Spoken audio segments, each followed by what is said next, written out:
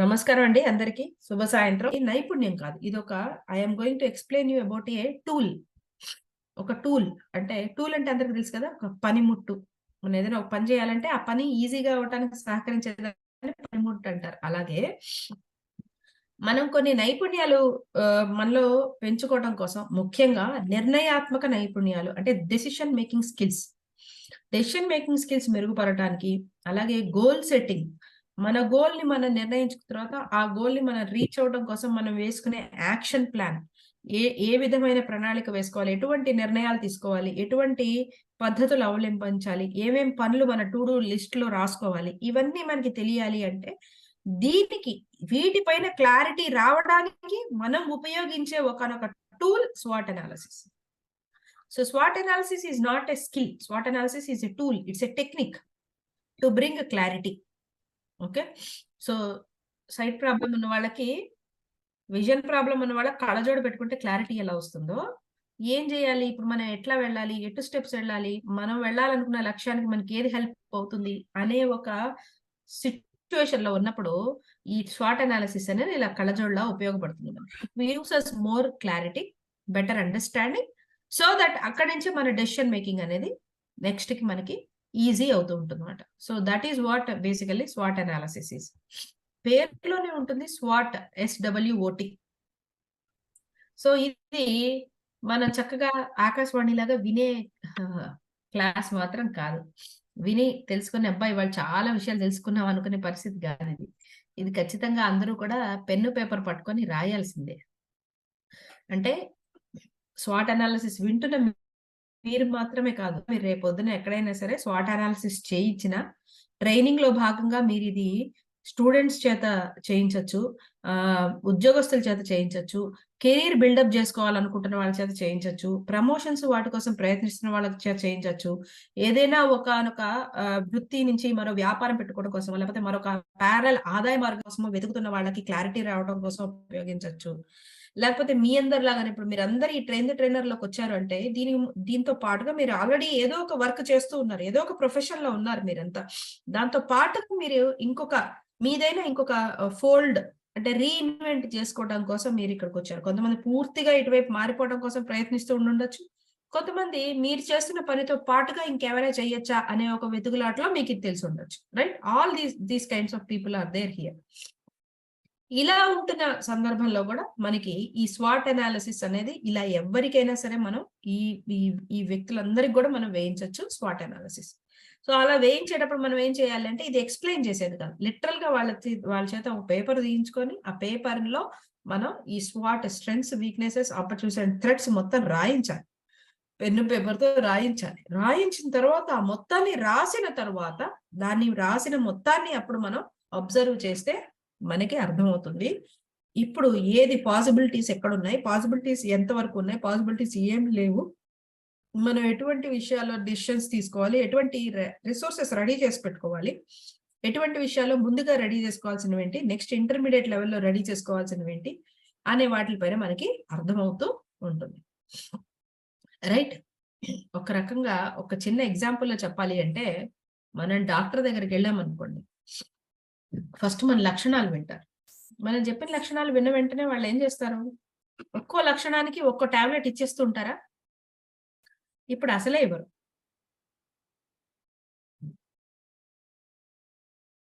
ఎవరండి మధ్యలో ఏదో పాయింట్ రాశారు? ఓకే. సో చేస్తారా? ఫస్ట్ ఏం చేస్తారు? బ్లడ్ టెస్ట్ చేస్తారు. అవునా? మీరు బ్లడ్ టెస్ట్ చేసినప్పుడు, బ్లడ్ ఇచ్చినప్పుడు అది రోగం చెప్తుందా మనకి? మనలో ఏ రోగం ఉందో చెప్తుందా? చెప్పదు. మనకది కేవలం ఏమేమున్నాయి, మన బ్లడ్‌లో రెడ్ బ్లడ్ సెల్స్ ఏమున్నాయి, వైట్ బ్లడ్ సెల్స్ ఎంతున్నాయి, ప్లేట్‌లెట్స్ ఎన్నున్నాయి, ఏమున్నాయి అనేది ఎగ్జామిన్ చేసి మనకు రిపోర్ట్ ఇస్తుంది. ఇప్పుడు డాక్టర్ ఆ రిపోర్ట్‌ని చూసి మనకున్న ప్రాబ్లమ్ ఏంటి అనేది మనకి అనలైజ్ చేస్తారు. సో, ఈ రిపోర్ట్ లాంటిది ఆ బ్లడ్ రిపోర్ట్ లాంటిది స్వాట్ అనాలిసిస్. దాన్ని ఆధారితంగా మనం చేసుకోవాలి డెసిషన్ మేకింగ్స్, అలాగే action plans. Is it clear everyone? Right? Clear? Yes. So we'll quickly move into the session. నాది కనిపిస్తుందా అండి? స్క్రీన్ కనిపిస్తుందా అందరికి? Yes, ma'am. Yes, ma'am. కనిపిస్తుంది.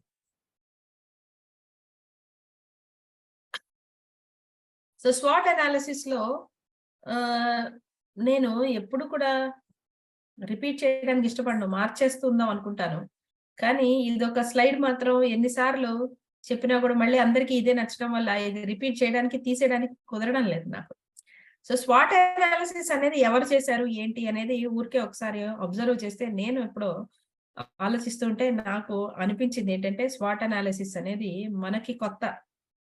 అంటే స్వాట్ అనాలిసిస్ గానీ, ఈ కమ్యూనికేషన్ స్కిల్స్ గానియండి, ఈ కాన్ఫ్లిక్ట్ మేనేజ్మెంట్, టైమ్ మేనేజ్మెంట్, ఈ టాపిక్స్ అన్ని యాక్చువల్‌గా ఆర్గనైజేషన్ సైకాలజీ నుంచి మనకొచ్చాయి. అంతకుముందు కేవలం సంస్థలు వాళ్ళు మాత్రమే వీటి గురించి ఆలోచించేవాళ్ళు. వీటి గురించి పట్టించుకునేవాళ్ళు. మేనేజర్ లెవెల్‌లో, డెసిషన్ మేకింగ్, లీడర్స్ లెవెల్‌లో ఇవి చేస్తూ ఉండేవాళ్ళు. తర్వాత వాటి నుంచి మనం మెల్లగా మన వ్యక్తిగతంగా కూడా ఇవన్నీ అప్లై చేసుకోవడం అనేది మనం మొదలుపెట్టామన్నమాట. అలా వచ్చిందే ఈ స్వాట్ అనాలిసిస్ కూడా. సో ఇలా ఎప్పుడైనా ఇంతకుముందు జరిగిందని అబ్జర్వ్ చేస్తే నాకు కనిపించింది, మహాభారతంలో ఈ స్వాట్ అనాలిసిస్ అనేది చేశారు అని అనిపించింది. మహాభారతం అంటే తెలుసు కదా అందరికి, పాండవులు తెలుసు కదండి, పంచపాండవులు తెలుసు కదా. తెలియని వాళ్ళు ఎవరైనా ఉన్నారా? అయ్యో నవ్వకండి, నిజంగా చాలా మందికి తెలీదు. ఓకే.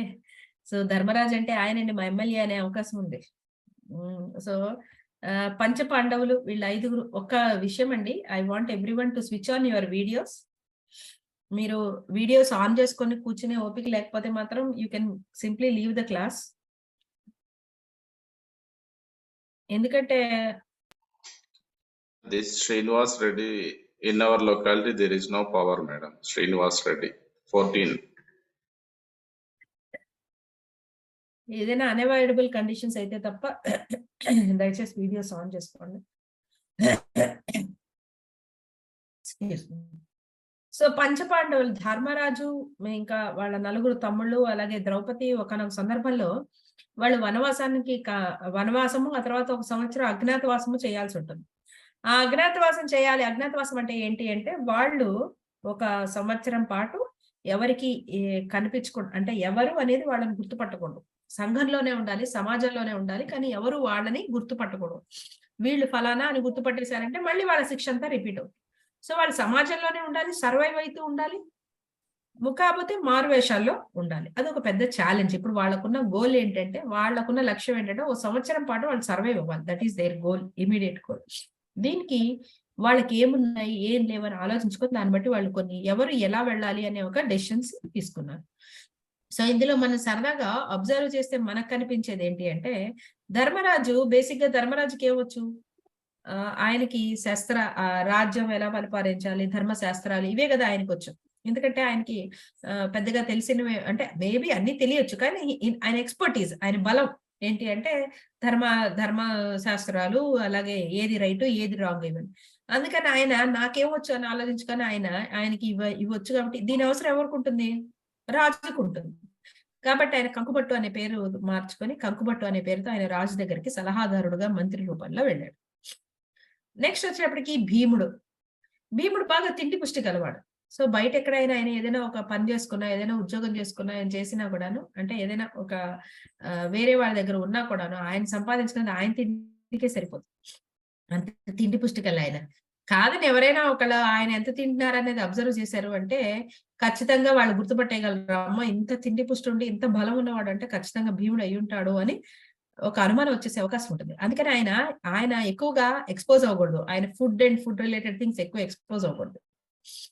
ఎక్కడవి ఎక్స్పోజ్ అవ్వు, ఎప్పుడైతే మీరు అదే పనిలో ఇన్వాల్వ్ అయ్యారో మీకు ఎక్స్పోజ్ అవ్వదు. అంతే కదా.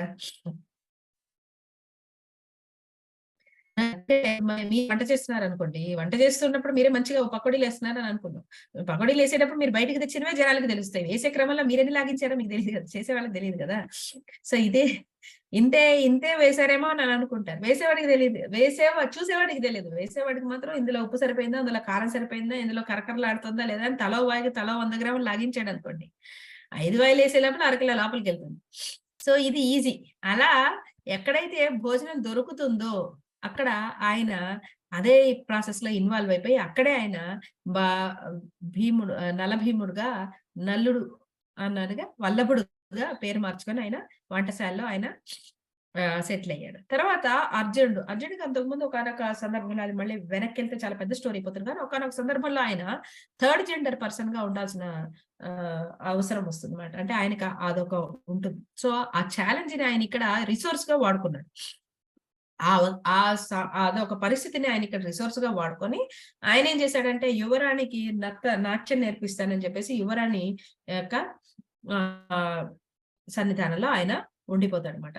ఇందుకు ఇంకో కారణం గూడా. ఎందుకంటే అర్జునుడికి బేసిక్‌గా ఆవేశం ఎక్కువ. ఎక్కడ ఏం తప్పు జరిగినా ఆయన దాన్ని ఎదుర్కొనే ప్రయత్నం చేస్తాడు. హీరోయిజం ఎక్కువుంటది. మామూలు సంఘంలో ఆయన్నెప్పుడు కంట్రోల్ చేస్తూ ఆయనకి దిశానిర్దేశం ఇచ్చే ధర్మరాజు వీళ్ళు పెద్దవాళ్ళు లేనప్పుడు ఆయన ఉన్నాడనుకోండి. ఎక్కడైనా తప్పు జరిగినా నేనున్నానని బయలుదేరాడనుకోండి. ఈజీగా ఆయన పరాక్రమం అది చూసి మళ్ళీ అర్జునుడని గుర్తుపట్టేసే అవకాశం ఉంటుంది. అందుకని ఆయన ఇవేవి సంబంధం లేకుండా హాయిగా ఎప్పుడు ఆటపాటలు, అందాలు, ఏవో కవిత్వాలు ఇలా చాలా లగ్జూరియస్‌గా ఉంటుంది కదా! యువరాణి ఇక లైఫ్ స్టైల్ ఎలా ఉంటుంది? చాలా లగ్జరీగా ఉంటుంది లోపల. అండ్ ఎవరు పడితే వాళ్ళు రారు కదా!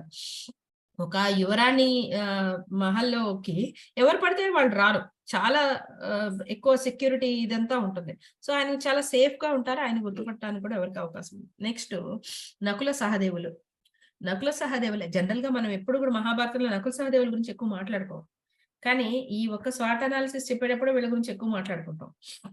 ఎందుకంటే నకుల సహదేవులు వాళ్ళ తండ్రి చనిపోయినప్పుడు, వాళ్ళ తండ్రి పాండురాజు చనిపోయినప్పుడు ఆయన శరీరంలో ఓ చిన్న భాగం అంటే చీమ కొరుక్కొని ఆయన శరీరాన్ని చీమ కొరుక్కొని తిని వెళ్తుంటే, ఆ చీమ నోట్లోంచి ఉన్నంత చిన్న భాగం తినడం వల్ల అంటే వాళ్ళ నాన్నే అసలు యాక్చువల్‌గా మొత్తం తినేయమంటారు. కానీ అలా తినొద్దని చెప్పి మళ్ళీ వాళ్ళకి ఒక ముని రూపంలో ఒకళ్ళొచ్చి చెప్పడం వల్ల ఆగిపోతారు. కానీ సరే తండ్రి చెప్పాడు గదా!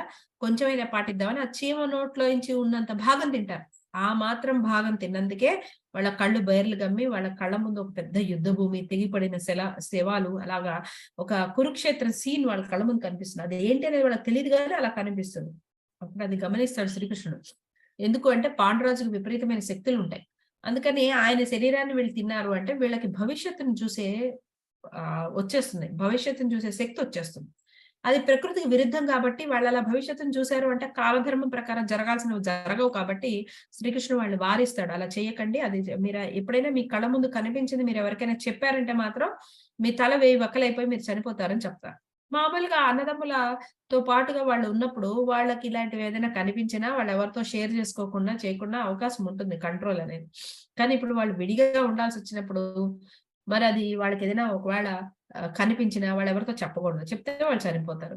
అందుకని వాళ్ళేం చేశారంటే బ్రహ్మాండంగా అసలు ఏం మనుషులతో సంబంధం లేకుండా, హ్యూమన్ కాంటాక్ట్ లేకుండా ఒకళ్ళు గుర్రాల దగ్గర, ఒకళ్ళు ఆవుల దగ్గర సెటిల్ అయిపోయారు. సో, వీళ్ళేదైనా కనిపించినా వీళ్ళెవరికీ చెప్పడానికి అక్కడేం లేదు. చెప్పినా దానికేం అర్థము కాదు. సో, వాళ్ళకున్న థ్రెట్ ఏదైతే ఉందో దాన్ని వాళ్ళు ఎలా మేనేజ్ జేయాలి అనే దానికి ఒక మధ్య మార్గాన్ని వెతుక్కోగలిగారు. And last but not least Draupadi. సహజంగా ఆమె రాణి. రాణికి తెలిసుంటది. ఒక రాణికి ఇంకో రాణికి ఏం అవసరాలుంటాయి అనేది. అలాగే ఇప్పుడు ద్రౌపది అనే ఆవిడ విడిగాను ఉండాలి. బట్ సేఫ్‌గాను ఉండాలి. సర్వైవ్ అవ్వాలి. ఆమె సేఫ్టీ గూడా చాలా ముఖ్యం. ఎక్కడ సేఫ్‌గా ఉంటారు? రాణివాసంలో ఉంటేనే సేఫ్‌గా ఉంటారు. అందుకని ఆవిడ ఎలాగోలా ఆవిడ పరిచయం చేసుకొని, పరిచయం అయ్యి, సైరంధ్రి పేరుతో ముఖ్యమైన చెలికత్తెగా ఆవిడ మహారాణి దగ్గర సెటిల్ అవుతుంది. తద్వారా ఆవిడ సర్వైవల్ అవుతుంది. ఆవిడ సేఫ్‌గాను ఉంటుంది. ఆఫ్‌కోర్స్ అక్కడ కూడా కీచుకుడొస్తాడు. అది తర్వాత విషయం అనుకోండి. కానీ అసలు వాళ్ళు ఆలోచించిన సందర్భంలో ఆవిడ అక్కడ సెటిల్ అయింది. ఈ విధంగా మనం మహాభారతంలో అబ్జర్వ్ చేస్తే ఒక్కొక్కళ్ళు వాళ్ళకేం వచ్చు, వాళ్ళకేం రాదు. వాళ్ళకున్న ఛాలెంజెస్ ఏంటి? వాళ్ళు ఈ 1 ఇయర్ సర్వైవ్ అవ్వడానికి వాటికి ఎలాంటి ఉపయోగం ఉంటాయి? ఇవన్నీ ఆలోచించుకొని వాళ్ళకి ఏ రోల్ సూట్ అవుతుందనేది కరెక్ట్‌గా ఆలోచించుకొని దాని ప్రకారంగా వెళ్లారు. సో, నాకు తెలిసి బెస్ట్ స్వాట్ అనాలిసిస్ వాళ్ళక్కడే చేశారని నాకనిపిస్తుంది. రైట్. సో, ఇలా మనం కూడా ఏంటంటే, మనము రకరకాల డెసిషన్స్ తీసుకోవాల్సొచ్చినప్పుడు, రకరకాల గోల్స్ మనం సెట్ చేసుకొని, వాటిని మనం తీసుకునేటప్పుడు, మనకున్న బలాలేంటి, మనకున్న బలహీనతలేంటి, మన ముందున్న ఛాలెంజెస్ ఏంటి, వాటిని మనం ఎలా మేనేజ్ జేసుకోగలము, అనేవి ఆలోచించుకొని నెక్స్ట్ మనం యాక్షన్ ప్లాన్ వేసుకున్నప్పుడు, మనకి మన గోల్ రీచ్ అవ్వడంలో మాక్సిమం పాసిబిలిటీ ఉంటుంది with least number of failures. At least what can we have expected challenges at least మనం రెడీ అయ్యి ఉంటే, అన్‌ఎక్స్‌పెక్టెడ్‌గా ఏమైనా వస్తే ఓకే. అది ఎక్కడైనా తప్పదు. But at least if we can have expected challenges and we can be ready to take up the actions to face those expected challenges మాట. ఇది స్వాట్ అనాలిసిస్. అయితే స్వాట్ అనాలిసిస్ అనేది చాలా ముఖ్యంగా మనం గుర్తుపెట్టుకోవాల్సింది ఎక్కడి నుంచి అంటే it starts after goal setting and before decision making. I will repeat again. SWOT analysis starts after goal setting and before decision making. ముందు ఒక లక్ష్యం అనేది ఒకటి ముందు మనం సెట్ చేసుకోవాలి. ఆ లక్ష్యం ఏమైనా కావచ్చు. ఇప్పుడు మీలో కొంత ఉద్యోగస్తులు ఉంటే, కొంతమంది మళ్ళీ మీరు వ్యాపారం పెట్టుకోవాలనేది మీ లక్ష్యం కావచ్చు. లేకపోతే మీ ఉద్యోగంతో పాటు మీరు ట్రైనర్ గా కూడా ఒక కెరీర్ ఉండాలి అని అనుకోవడం మీ లక్ష్యం కావచ్చు. లేకపోతే మీలో ఎవరైనా సరే ఈ ఉద్యోగం నుంచి ఇంకో ఉద్యోగానికి మారాలి అని అనుకుంటున్నారు అని అనుకుందాం. సో ఇంకో మారాలి అని అనుకుంటున్నారు. అది మీ లక్ష్యం అవ్వచ్చు. లేకపోతే ఉన్న ఉద్యోగంలోనే మీరు ఒక నెక్స్ట్ లెవెల్ ఏమంటారు ప్రోగ్రెస్ కోరుకుంటున్నారు. ఓకే, సో మీకు నెక్స్ట్ లెవెల్ మీకు రావాలి అని అనుకుంటున్నారు, ఎక్స్పెక్ట్ చేస్తున్నారు. అది కావచ్చు, ఇంక్రిమెంట్ లాంటివి కానివ్వండి, పదోన్నతి కావచ్చు, ఇలాంటివి మీరు ఎక్స్పెక్ట్ చేస్తున్నారు అని అనుకుందాం, అది కావచ్చు. ఇలా ఏదైనా సరే ఒక లక్ష్యం అంటూ ఉన్న తర్వాత దాని తర్వాత ఆ లక్ష్యాన్ని మనం చేరుకోవటానికి మన దగ్గర ఏమేమి ఉన్నాయి అనేది ఆలోచించుకోవడానికి మనం స్వాట్ అనేది వేసుకుంటాం. సో వేర్ వీఆర్, మనం ఎక్కడున్నాము, and where do we want to be, what are where do we want to be, ఎక్కడ ఉన్నాము, ఎక్కడికి వెళ్ళాలి. ఇది ఇమీడియట్ గోల్. ఇది మనకి డిసైడ్ అయిన తర్వాత మన స్వాట్ అనాలిసిస్ స్టార్ట్ అవుతుంది అనమాట. జస్ట్ లైక్ మనం ఇక్కడ నుంచి ఇంకెక్కడికైనా వెళ్ళాలంటే వెంటనే గూగుల్ మ్యాప్ ఓపెన్ చేసి వెంటనే మనం ఎక్కడ ఉన్నామో మనం ఎక్కడికి వెళ్ళాలి, దానికి ఒక రూట్ మ్యాప్ వేసిస్తుంది కదా. అది వేసిచ్చినప్పుడు మధ్యలో చెప్తూ ఉంటుంది, ట్రాఫిక్ ఎక్కువ ఉన్నప్పుడు రెడ్ కలర్ లో చూపిస్తూ ఉంటుంది, ఎక్కడైనా రోడ్డు బాగున్నప్పుడు రోడ్డు బాగాలేదని చెప్తుంది. మనం ఎక్కడైనా సరే పక్కకి వెళ్ళిపోతుంటే ఇక మీరు దీని నుంచి డైవర్ట్ అయిపోయారు, మళ్ళీ యూటర్న్ తీసుకుని రండి అని చెప్తూ ఉంటుంది. అలా ఎలా అయితే గూగుల్ మ్యాప్ మనకి ఎక్కడికక్కడ డైరెక్షన్స్ ఇస్తుంటుందో, అలా మనం వేసుకున్న స్వాట్ అనాలిసిస్ ఏంటంటే మనం యాక్షన్ ప్లాన్ కరెక్ట్ గా వెళ్ళడానికి మనకి హెల్ప్ చేస్తుంది. సో స్వాట్ అంటే ఏంటి? డెఫినేషన్ పరంగా, గూగుల్ డెఫినేషన్ పరంగా చూస్తే swat analysis is a strategic planning and strategic management technique. నేను చెప్పినట్టు ముందు ఇది సంస్థలు వేసుకునేవాళ్ళు. అంటే ఇప్పుడు ఏదైనా ఒక సంస్థ ఉందనుకోండి, వాళ్ళకి ఒక 10 కోట్ల టర్న్ ఓవర్ అవుతుంది. నెక్స్ట్ స్టెప్ గా ఒక 100 కోట్ల టర్న్ ఓవర్ చేసుకోవాలి అనుకున్నప్పుడు మేనేజర్ల స్థాయిలో, లీడర్షిప్ స్థాయిలో వాళ్ళందరూ కూర్చొని, సో మనకున్న ప్రొడక్ట్స్ ఏంటి, మన ప్రొడక్షన్ కాస్ట్ ఎంత, పర్ డే ఎంత ఈ ప్రొడక్షన్ ని పెంచొచ్చు, మన మార్కెట్ స్ట్రాటజీ ఎంత ఉంది, దీన్ని ఏ లెవెల్ కి మనం మల్టిపుల్ చేయవచ్చు, మనం 100 కోట్లు టర్న్ ఓవర్ తెచ్చుకోవాలంటే ఇంకా మనకి మ్యాన్ పవర్ ఎంత పెంచాల్సి ఉంటుంది, దానికోసం మనం ఇన్పుట్ ఎంత పెట్టాల్సి ఉంటుంది, ఇలాంటివన్నీ వాళ్ళు ఆలోచించుకొని డెసిషన్స్ తీసుకునే వాళ్ళు స్వాట్ అనాలిసిస్ చేసి. సో ఇది అక్కడి నుంచి వచ్చింది. కానీ అక్కడి నుంచి ఇప్పుడు సంస్థలు అంటే నథింగ్ బట్ వ్యక్తులే కదా. సో సంస్థలు ఎలా అయితే వాళ్ళ భవిష్యత్ ప్రణాళిక వేసుకుంటారో, అలాగే వ్యక్తులు కూడా భవిష్యత్ ప్రణాళిక వేసుకోవడానికి ఈ ప్రణాళికాబద్ధమైన విశ్లేషణ మాట ఇది. జస్ట్ లైక్ స్ట్రాటజీ, ప్రణాళిక, అండ్ ఇట్స్ ఏ అనాలిసిస్ అంటే విశ్లేషణ. సో ఏదైనా ఒక గోల్ ఇవి రీచ్ అవ్వడానికి మనకి ప్రణాళికాబద్ధమైన విశ్లేషణ చేసుకుంటే మనం ఆ సిచ్యువేషన్ కి సంబంధించి మనం మరింత క్లారిటీ తెచ్చుకునే అవకాశం ఉంటుంది. ఇక్కడ మనం గుర్తుపెట్టుకోవాల్సింది ఏంటంటే స్వాట్ ఎప్పుడైనా సరే ఒక డెసిషన్ సంబంధించి, ఒక గోల్ కి సంబంధించి వేసిన స్వాట్ ఇస్తుంది. ఒక గోల్ కి వేసిన స్వాట్ మరొక గోల్ కి సెట్ కాదు.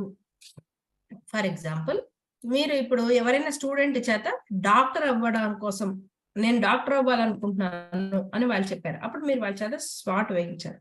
డాక్టర్ అవ్వడానికి నీకేమున్నాయమ్మా అంటే చెప్తాను, నేను బాగా చదవగలను, నేను ఇది ఇలాంటివి రాయిస్తాను, ఇలా కోచింగ్ తీసుకుంటాను, నాకు జనాలకి సేవ చేయాలంటే ఇంట్రెస్ట్, ఇలా వాళ్ళు చెప్పారు అనుకున్నాం. అవి వాళ్ళ బలాలు, బలహీనతలు.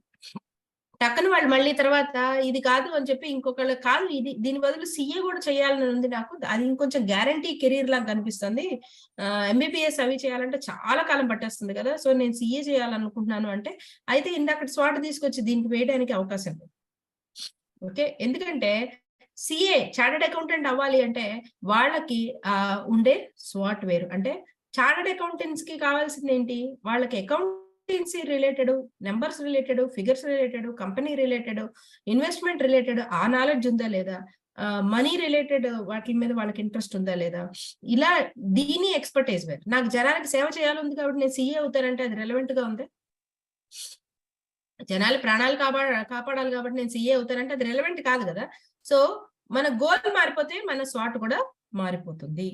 So that is what I wanted to say. అలాగే టైం మారిపోతే కూడా స్వాట్ మారిపోతుంది. టైం మారిపోతే కూడా స్వాట్ మారిపోతుంది. ఇప్పుడు 10th క్లాస్ పిల్లాడు లేదా అమ్మాయి ఒక డాక్టర్ అవ్వడం కోసం స్వాట్ వేసుకున్నారనుకోండి. నెక్స్ట్ నేను ఒక 10 ఏళ్ళు, 15 ఏళ్ళు దీనికోసం కెరీర్ పెట్టాల్సి ఉంటుంది. దీనికోసం 3 కోట్ల మా పేరెంట్స్ కనీసం 1 కోటి రూపాయలైనా రెడీ చేసుకోవాల్సి ఉంటుంది అని ఇట్లా వాళ్ళు రిసోర్సెస్ ఇవన్నీ రాసి పెట్టుకుంటారు. కానీ అదే ఇప్పుడు మీరు రాసుకున్నారనుకోండి, మీరు ఎంబీబీఎస్ అవ్వడం కోసం మీరు ఇప్పుడు స్వాట్ రాసుకున్నారనుకోండి, అది వర్తిస్తుందా?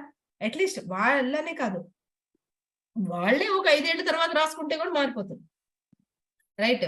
వాళ్ళు మామూలుగా రెగ్యులర్ డిగ్రీ, బీఎస్సీ ఏదో రాస్తారు. ఆ తర్వాత వాళ్ళు మళ్ళీ కాదు నేనెందుకు నా డ్రీమ్‌ని వదులుకోవాలి. Let me again try and get an MBBS seat అని అనుకుంటే వాళ్ళు ఇంటర్మీడియేట్‌లో వేసుకున్న స్వాట్ వాళ్ళు డిగ్రీ తర్వాత వాళ్ళకి వర్తిస్తుందా? వర్తించదు. ఎందుకంటే నంబర్ ఆఫ్ ఇయర్స్ వాళ్ళకి పట్టేది తగ్గిపోవచ్చు. ఫైనాన్షియల్ కండిషన్స్ మారిపోవచ్చు, మెరుగవ్వచ్చు, వెనక్కి వెళ్ళొచ్చు. ఏదైనా జరగొచ్చు. రైట్. అప్పటికంటే ఇప్పుడు ఇన్‌స్టిట్యూషన్స్ పెరగటం వల్ల వాళ్ళకి డాక్టర్ అవ్వడానికి అవకాశాలు ఇంకా పెరగొచ్చు. అంతకుముందు కంటే ఇప్పుడు వాళ్ళు చదవగలిగిన అవర్స్ గాని, చదవగలిగిన శక్తి గాని వాళ్ళకి ఇంకా మెరుగుపడటం వల్ల అంతకుముందు కంటే ఇప్పుడు వాళ్ళు సెలెక్ట్ అవ్వడానికి ఛాన్సెస్ పెరగొచ్చు.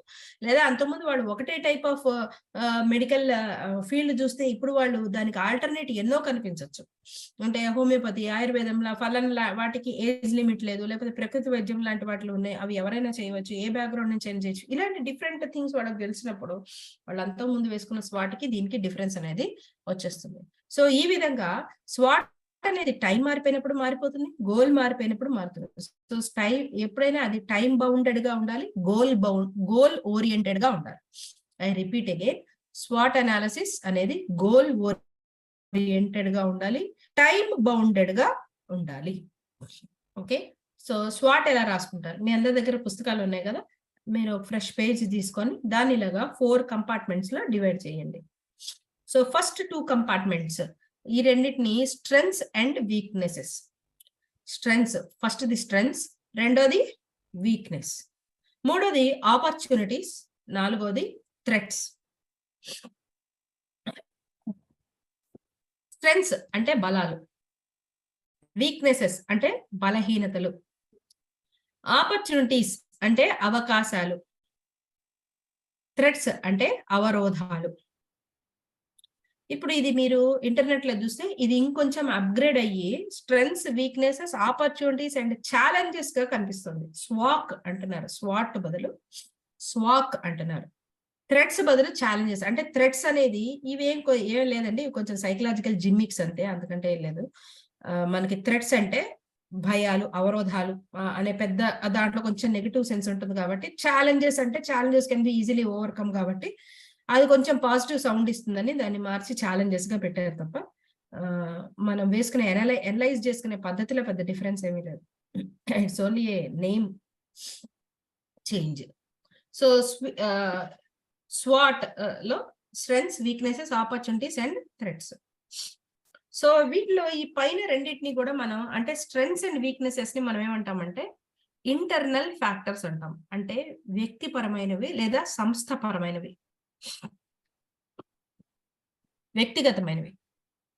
మిగిలిన వాటిని ఎక్స్టర్నల్ ఫ్యాక్టర్స్. వాటిని మనం ఆపర్చునిటీస్ అండ్ థ్రెట్స్ ని మనం ఎక్స్టర్నల్ ఫ్యాక్టర్స్ అంటాం. అంటే బయట మార్కెట్ బట్టి, బయట పరిస్థితులు బట్టి, బయట విషయాలు బట్టి అది మారిపోతూ ఉంటుంది. పైన రెండిటిని స్ట్రెంగ్త్స్ అండ్ వీక్‌నెసెస్ ని ఇంటర్నల్ ఫ్యాక్టర్స్, మిగిలిన రెండిటిని ఎక్స్టర్నల్ ఫ్యాక్టర్స్ అని అంటాం. అంటే ఏంటో ఇప్పుడు కరెక్ట్‌గా ఎక్స్‌ప్లెయిన్ చేస్తాను. జాగ్రత్తగా వినండి. స్ట్రెంగ్త్స్ అండ్ వీక్‌నెసెస్ అనేవి ఒక సంస్థ రాసుకుంటే సంస్థ పరమైనవి. లేదా ఓ వ్యక్తి రాసుకుంటే ఆ వ్యక్తికి సంబంధించిన వాటిని స్ట్రెంగ్త్స్ అండ్ వీక్‌నెసెస్ లో రాస్తాం. అంటే ఇప్పుడు సుదర్శన్ గారు, సార్ మీరేం చేస్తారు sir? Sudarshan garu. What are you basically? GHMC employee madam, sanitary supervisor. Okay sir. Thank you. So, sir ఇప్పుడు జీహెచ్ఎంసీ ఎంప్లాయీగా ఉంటూ మళ్ళీ ట్రైనర్ ద్వారా ట్రైనర్ అవ్వాలనుకుంటున్నారు. అవునా? ఇప్పుడు ఒక ట్రైనర్ అవ్వాలి అని అనుకుంటే సార్ మీరు ట్రైనర్ ఎందుకు అవ్వాలనుకుంటున్నారు అసలు? Why do you want to become a trainer? అంటే నాకేంటి మేడం అంటే నేను ఇప్పుడు రిటైర్మెంట్ దగ్గరలో ఉన్నాను. ఇది ఒక ప్యాషన్ నాకు ఎప్పటి నుండో ఒక కోరిక. అంటే బెస్ట్ స్పీకర్ గా తర్వాత పిల్లలకు కానీ నా సొసైటీలో ఏదైనా ఉపయోగం ఉండేటువంటి వారికి నేను నా యొక్క ఆ బెస్ట్ స్పీకింగ్ అనే స్కిల్ తోటి నేను ఉపయోగపడాలి. సో, ఇక్కడ మీరు చెప్పిన పదాలని మళ్ళీ కొన్ని ముక్కలుగా చేద్దాం. ఓకే. అంటే మీకు పబ్లిక్ స్పీకింగ్ అనేది మీ ప్యాషన్ అవునా? పబ్లిక్ స్పీకింగ్ మీకు ప్యాషన్ ఒకటి. 2 స్పీకింగ్ ద్వారా మీరు మీ నెక్స్ట్ తరాల్ని మీరు డైరెక్ట్ చేయాలని అనుకుంటున్నారు. అంటే డైరెక్ట్ చేసే అవకాశం ఉంటుందని మీరు నమ్ముతున్నారు కదా? నమ్ముతున్నాను. యెస్. సో మీరు మిగిలిన thank you sir. Thank you for volunteering. So ఇది మనం అబ్జర్వ్ చేస్తే ఇప్పుడు సార్ చెప్పిన దాంట్లో ఆయనకి చెయ్యాలి అనే కోరిక. రిటైర్మెంట్ దగ్గర పడుతున్నారు కాబట్టి he just want to find reinvent himself into a different role.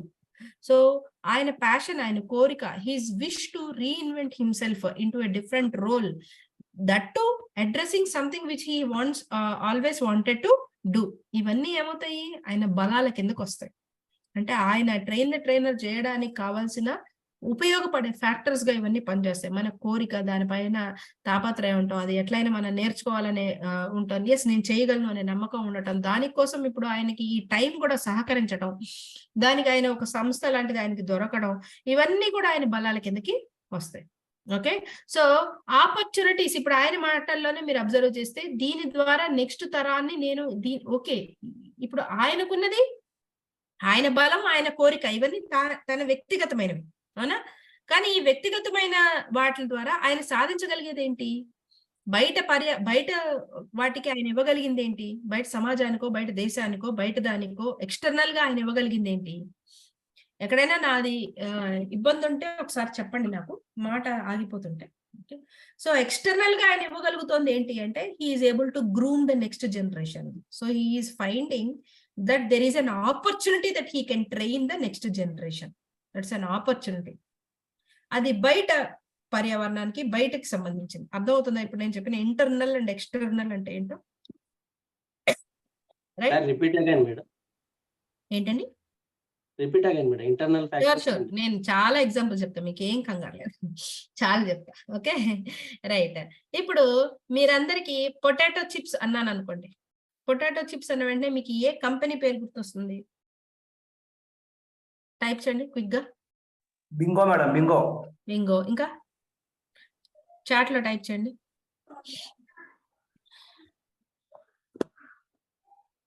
Yes, exactly. చూడండి, లేస్. సుమారుగా ఒక 10 మంది సమాధానం చెప్తే అందులో కనీసం 8 సమాధానాలు లేస్ అవుతాయి. అంటే పొటాటో చిప్స్ అనేది ఒక ప్రొడక్ట్. కానీ ఆ ప్రొడక్ట్ అనే వెంటనే మనకి గుర్తొచ్చేది ఏంటి? లేస్ అనే ఒక కంపెనీ. అంటే ఆ కంపెనీ ఎంతటి బ్రాండ్ ఇమేజ్ సాధించింది అంటే ఒక ప్రొడక్ట్ కే సినానిమ్ గా అది మనకి తడుతుంది, మైండ్ లో తడుతుంది. అంటే that is its strength, organisation strength అని చెప్పాను సరే. ఇంటర్నల్ ఫ్యాక్టర్స్, ఒక ఆర్గనైజేషన్ సంబంధించి దాని ఆర్గనైజేషన్ ఉండే బలాలు ఏంటి అనేవి స్ట్రెంగ్స్ లోకి వస్తాయి అని. సో వ్యక్తికి సంబంధించి ఇప్పుడు మీలో చాలా మంది ట్రైనర్ అవ్వాలనుకున్న వాళ్ళలో చాలా మంది నేను బాగా మాట్లాడగలను, నాకు చాలా విషయాలు తెలుసు, నేను 10 మందికి అవి చెప్పాలనుకుంటున్నాను అనే ఒక ఆలోచన ఉన్న వాళ్ళు ఉన్నారు కదా. సో బాగా మాట్లాడగలగటం, పిల్లలతో తొందరగా జెల్ అవ్వాలని అనుకోవడం, ఇవన్నీ కూడా మీ బలాలు. బాగా మాట్లాడటం, భయం లేకుండా మాట్లాడగలగటం, 10 మందిలో మాట్లాడాలనుకోవడం, 10 మందికి చెప్పాలనుకోవడం, ఇవన్నీ వ్యక్తిగతమైన బలాలు. అలాగే సంస్థకు సంబంధించి సంస్థకి ప్రొడక్ట్ ఉండే క్వాలిటీ కానీ, ప్రొడక్ట్ ఉండే రీచ్ కానీ ఏంటి అంటే అది ఆ కంపెనీ పేరే ఆ ప్రొడక్ట్ కి మనకి సినానిమ్ గా పనిచేసేంత అది మార్కెట్ షేర్ అనేది మనకి తీసుకుందన్నమాట. అది దాని బలం. మనం చాలా మంది ఉపయోగిస్తాం చూడండి ఈ మాట, జిరాక్స్ కావాలని అంటాం. యాక్చువల్లీ జిరాక్స్ అనేది ఆ మొట్టమొదటి ఫోటో కాపీస్ తయారు చేసిన మిషన్ పేరు. మనం దాన్ని యాక్చువల్గా ఫోటో కాపీ అనాలి. కానీ అది మొట్టమొదట ఆ ఫోటో కాపీ తయారు చేసిన మిషన్ కంపెనీ పేరు జిరాక్స్. కానీ మనం ఏమనేస్తున్నాం, అది ఎంతలా ప్రాచుర్యం పొందింది అంటే జిరాక్స్ అని వాడేస్తూ ఉంటాం అన్నమాట మనం. అంటే ఆ కంపెనీ ఆ దీంట్లో మొట్టమొదటి వాళ్ళు కాలు పెట్టి మొట్టమొదటి వాళ్ళు తయారు చేయడం వల్ల ఆ ప్రొడక్ట్ కే సినానిమ్ గా ఆ కంపెనీ పేరు అనేది తయారైపోయింది. అది వాళ్ళ బలం, అంటే మార్కెట్ లో వాళ్ళకున్న బలం. సబ్బుల్లో హైయెస్ట్ మార్కెట్ షేరు ఆల్మోస్ట్ ఒక 20 సంవత్సరాలుగా ఏదో తెలుసా మీకు? Highest market share exactly correct, Santoor. ఎన్ని వచ్చాయి, ఎన్ని కంపెనీలైనా రానివ్వండి, ఎన్నైనా రానివ్వండి, ఇప్పటికీ హైయెస్ట్ మార్కెట్ షేర్ సంతూర్. వాళ్ళు ఎన్ని సంవత్సరాల నుంచి అయినా మీరు అబ్జర్వ్ చేయండి, వాళ్ళు రెండేదే పసుపు చంద్రం. ఇండియన్ పల్స్ పట్టుకున్నారు వాళ్ళు.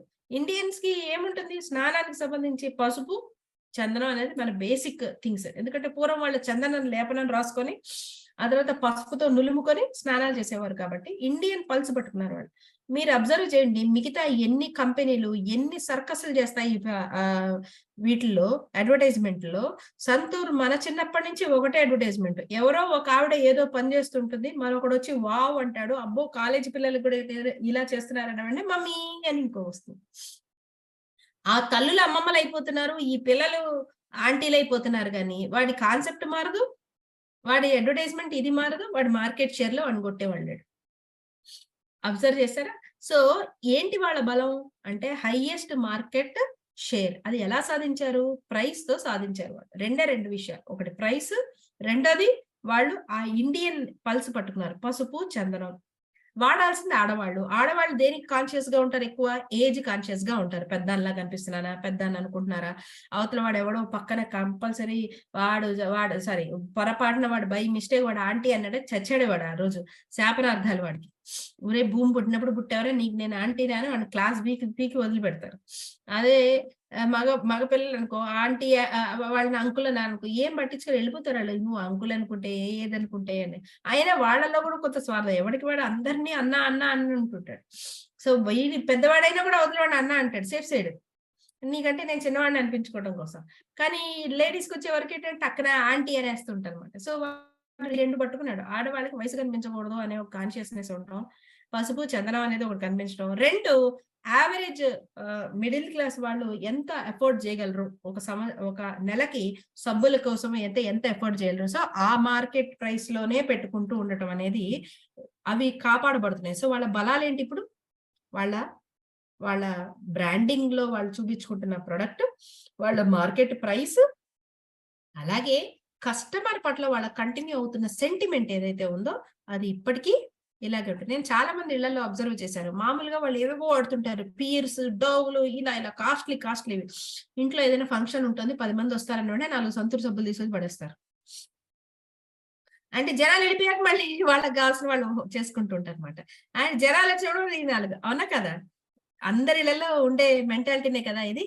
So we feel that's a middle class friendly product. So ఈ మైండ్ సెట్ వాళ్ళు కస్టమర్ లోకి తీసుకురాగలిగారు. These all are their strengths. Clear, అర్థమవుతుందా? సో ఇవన్నీ వాళ్ళ బలాలు అవుతాయి. ఇప్పుడు సంతూర్ అనేవాడు ఎప్పుడు ఆలోచించుకుంటాడు అంటే ఇంకో ప్రొడక్ట్ ఏదో లాంచ్ చేయాల్సి వచ్చినప్పుడు సరే మనకున్న బలాలేంటి, మనకి మార్కెట్ లో మనకున్న బలాలేంటి, మన సంస్థ పరంగా మనకున్న బలాలేంటి, మన ఇండియన్ సెంటిమెంట్ పట్టుకున్నాం, మనం ఈ ప్రైస్ లోనే రేంజ్ లోనే ఉంటున్నాము, మన టార్గెట్ కస్టమర్ వచ్చేటప్పటికి ఈ రేంజ్ లో ఉన్నారు, ఇవన్నీ వాడు రాసుకుంటాడు. రాసుకొని దీని ప్రాతిపదిక మీద నెక్స్ట్ ప్రొడక్ట్ ఏది లాంచ్ చేయాలనుకున్నప్పుడు అవి ఎలా ఉన్నాయి, అది ఎంత, ఆ ప్రైస్ అప్ ఎంత తీసుకోగలుగుతాడు, ఏ ఫ్లేవర్లు జనాలు దీనికి దగ్గరలో ఉన్నది యాక్సెప్ట్ చేయాలని అనుకుంటారు, ఇలాంటివన్నీ వాడు ఆలోచించుకుంటాడు. రైట్, అర్థమవుతుందా? రైట్. సో ఇలా బలాలు అనేవి సంస్థ పరంగా వ్యక్తిగత పరంగా ఆలోచిస్తాయి. ఇప్పుడు నేనున్నాను, నా పేరు మీరు చూసారు నళిని టీచర్ అని ఉంది. సో నేను టీచర్, నేను చాలా మంది అడుగుతారు మీరు గవర్నమెంట్ టీచర్ అని. కాదు, నేను గవర్నమెంట్ ఉద్యోగంలో ఉండుంటే ఇప్పటికి ఏమీ అయి ఉండేదని కాదు.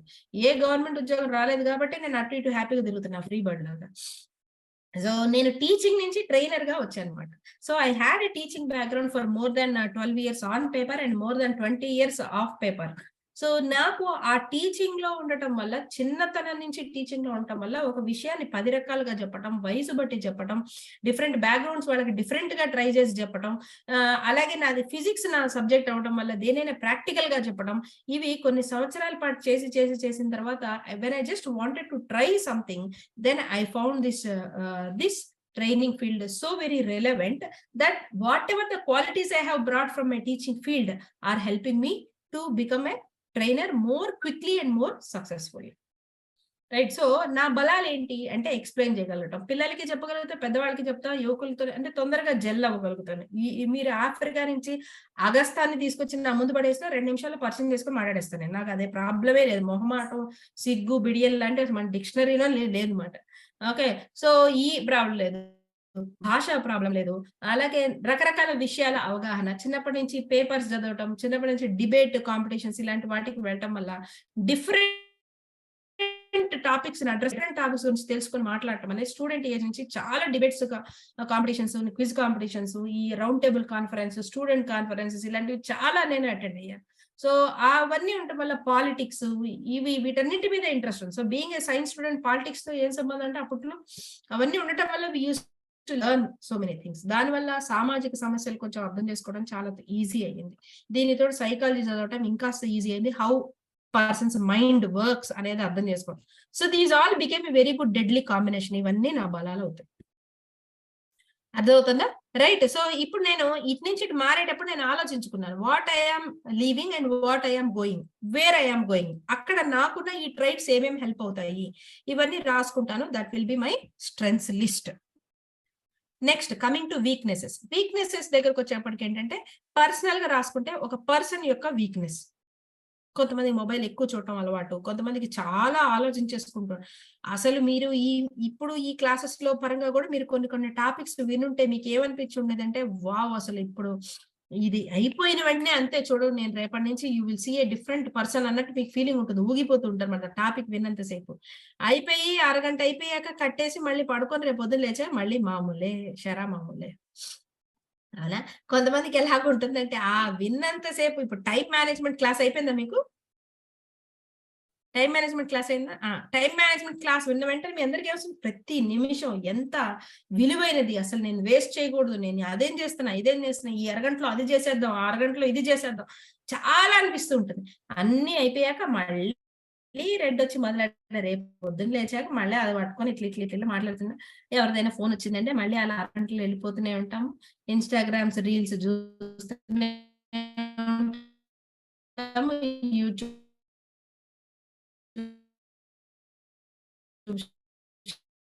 చాట్లు లైక్లు కొట్టాము. అక్క ఎలాంటి మొన్న నేనేదో నా నుంచి ఏదో వాట్సాప్ స్టేట్ పెడితే పాప ఎవరో భయంకరంగా హర్ట్ అయ్యారు. ఏంటి మేడం మీరు ఇట్లా పెడతారు, మీ నుంచి నేను ఇది ఎక్స్పెక్ట్ చేయలేదు. అసలు ఫస్ట్ థింగ్ నేను ఎవరో ఏంటో నా గురించి తెలియకుండా నేను ఫస్ట్ ఎక్స్పెక్టేషన్ ఎవరు పెట్టుకోమన్నా, అది నీ తప్పు. Point number 1. అలాగే ఆలోచిస్తానని అనుకోవడం రెండో తప్పు. మూడోది, నేను మోడీని తిట్టినంత మాత్రాన నేను ఈ దేశానికి పనికిరానని నువ్వు ఆలోచించుకోవడం అది అంతకంటే ముష్టి మూడో తప్పు. ఇలాగ ఇవన్నీ అనుకుని వాడు ఎంత హర్ట్ అయిపోయి పాపం ఎంత ఫీల్ అయిపోయి నాకు మెసేజ్ పెట్టారంటే, మీ నుంచి ఇట్లా ఎక్స్పెక్ట్ చేయలేదు madam, please expect me, please don't expect, have any expectation. అంత బాధగా ఉంటే నన్ను బ్లాక్ చేసి పడేసి నాకు జోడు మాకని అనుకున్నాను మనసులో. రైట్. సో ఇవన్నీ చేయడానికి మనకు టైం ఉంటుంది. ప్రాబ్లం ఏంటంటే ఇవన్నీ చేయడానికి మనకు టైం ఉంటుంది.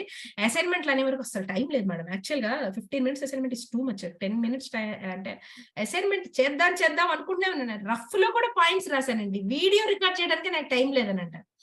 ఇలా మన ప్రపంచంలో వాట్సాప్ లో ఉన్న అన్ని నీతి సూత్రాలు, దిక్కుమాల గరికపాటి గారి స్పీచ్లు అన్ని పంపిస్తూ ఉంటాం.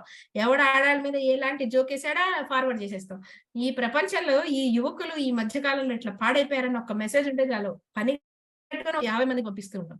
అదేదో పూర్వకాలంలో ఎవరికి ఏమీ జరగనట్టు అన్ని ఇప్పుడే కొత్తగా జరిగిపోతున్నట్టు. ఇవన్నీ మన బలహీన స్పెండ్ చేస్తాం. మన బలహీనతలు మనం స్ప్రెడ్ చేయడానికి టైం స్పెండ్ చేస్తాం. ఎందుకంటే ఎక్కడో మనం బలహీనత తెలుసుంటే, అలాంటి బలహీనత బయట ఎంతమంది కలిగి ఉన్నారని అనుకోండి. అంటే మనది ఇలాంటి మెంటాలిటీ కదా. కరెంట్ పోయింది అనుకోండి, ఫస్ట్ కరెంట్ పోయిన తర్వాత ఒక సెకండ్ మన ఇంట్లో ఉంటాం. రెండో సెకండ్ లో ఏం చేస్తాం, బయటకు వెళ్ళి చూస్తాం. ఎంతమంది కరెంట్ పోయిందని చూస్తాం. సో అయితే పర్వాలేదు, తొందరగా వచ్చేస్తుంది కరెంట్. అందరికీ ఉండి మనకే పోయింది అనుకోండి, అప్పుడు మన టెన్షన్ మొదలవుతుంది. ఇలాగా మనిషి బలహీనతల విషయంలో కూడా ఇలాగే పనిచేస్తారు. తనకి ఏదో ఒకటి అనిపిస్తుంది, అనిపించిన వెంటనే వెళ్ళిపోయి వాట్సాప్ లోను ఫేస్బుక్ లోను కక్కేస్తారని. ఆవిడ దానికి ఎక్కువ మంది లైక్ కొట్టాను, అయితే బాగుంది, అందరు ఇలాగే అనుకుంటున్నారు, బాగుంది. లేదా ఎవడైనా రివర్స్ వెళ్ళాడు అనుకోండి, ఇప్పుడు వాడి చేత ఒప్పించి తీరాల్సిందే, ఇది రైట్ ఇది రాంగ్ నువ్వు కాదు అని 2 సార్లు 3 సార్లు వాడు ఒప్పుకోలేదు అనుకోండి, అప్పుడు మళ్ళీ తీసుకెళ్లి ఇంకోటి ఏదో వాట్సాప్ లో వేస్తూ ఉంటారు. భలే విచిత్రంగా సైకాలజిస్ట్ గా నాకు చాలా అంటే చాలా ఎంటర్టైనింగ్ గా ఉంటుంది. కొంతమంది ఈ వాట్సాప్ లో వీటిలో ఫేస్బుక్ లో పోస్టులు రాస్తుంటారు, జీవితం అంతే, మనం నమ్మిన వాళ్ళు మనతో పాటు ఉండరు, ఇలా స్టేట్మెంట్లు రాస్తూ ఉంటారు అనమాట. చాలా పెద్ద పెద్ద జీవిత సత్యాలన్నీ వాట్సాప్ లో స్టేట్మెంట్లో దొరుకుతూ ఉంటాయి. ఇది ఏంటంటే వాళ్ళు ఎవడో ఏదో అడుగుంటారు, వాడు చేసి ఉండడు అంతే. దాన్ని ఎలా చెప్పాలో తెలియక అది వాట్సాప్ లో రాస్తారు. ఇంకా విచిత్రం ఏంటంటే ఎవడి మీద అయితే వీళ్ళకి కోపం ఉందో వాడిని బ్లాక్ చేస్తారు, స్టేటస్ సెట్టింగ్ లో పెట్టి మిగిలిన వాళ్ళకి చేస్తారు. అప్పుడు ఇంకేం లాభం, వాడికి అసలే తెలియదు కదా, ఒరే నేను తిట్టే నిన్నే రాని వాడికి అసలే తెలియదు. దీనివల్ల ఇంకా లాభం లేదు, 10 మంది చూస్తారు. ఇందులో ఇంకా పనికి మాలిన వాళ్ళు ఏంటంటే వాళ్ళ వాట్సాప్ చూసి వాట్ హ్యాపెండ్ అని మళ్ళీ మనకు మెసేజ్ పెడతారు. అసలు ఎంత హ్యాపీగా మనం టైం వేస్ట్ చేస్తామంటే, ఈ విషయాలన్నీ మనకి టైం మేనేజ్మెంట్ క్లాస్ ఉన్నప్పుడు గుర్తురావు. అప్పుడంతా మనకి బ్రహ్మాండంగా టైం అంతా మేనేజ్ చేసేయాలి అనిపిస్తూ ఉంటుంది. అంతా అయిపోయాక పూట గడిచాక మళ్ళీ నార్మల్ అయిపోతూ ఉంటామన్నమాట. సో ఇవన్నీ మనిషికుండే బలహీనతలు. రైట్. సో చాలా సీరియస్ అయిపోతాను. నేను కొంచెం జనరల్ టాపిక్‌కెళ్ళాను. మరోలా అనుకోకండి.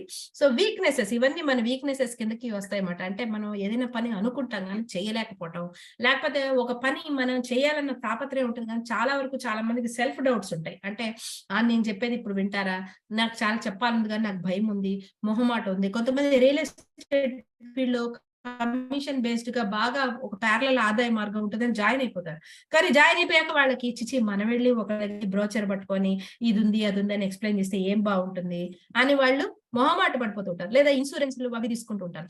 అవి తీసుకొని మళ్ళీ మొహమాట పడిపోతుంటారు. చిచి అడిగితే ఏమని అనుకుంటారో, బాగోదేమో అంటే మన ఆ పని చేస్తున్నామని వాళ్ళకి ఎలా తెలుస్తుంది? మనం నోరు తెరిచి అడిగి 10 మందికి చెప్తేనే కదా తెలుస్తుంది. సో మొహమాటం ఉంటాం. అలాంటి ప్యారలల్ ఆదాయ మార్గం వెతుక్కున్నా కూడా వాళ్ళు దాంట్లో రాణించలేకపోతారు. ఇలాంటివన్నీ వీక్‌నెసెస్ కిందకొస్తాయి. కొంతమంది ఓన్‌గా బిజినెస్ స్టార్ట్ చేయాలనుకుంటారు. కానీ ఎటువంటి డిజిటల్ ప్లాట్‌ఫార్మ్స్ వాడటం వాళ్ళకి రాదు.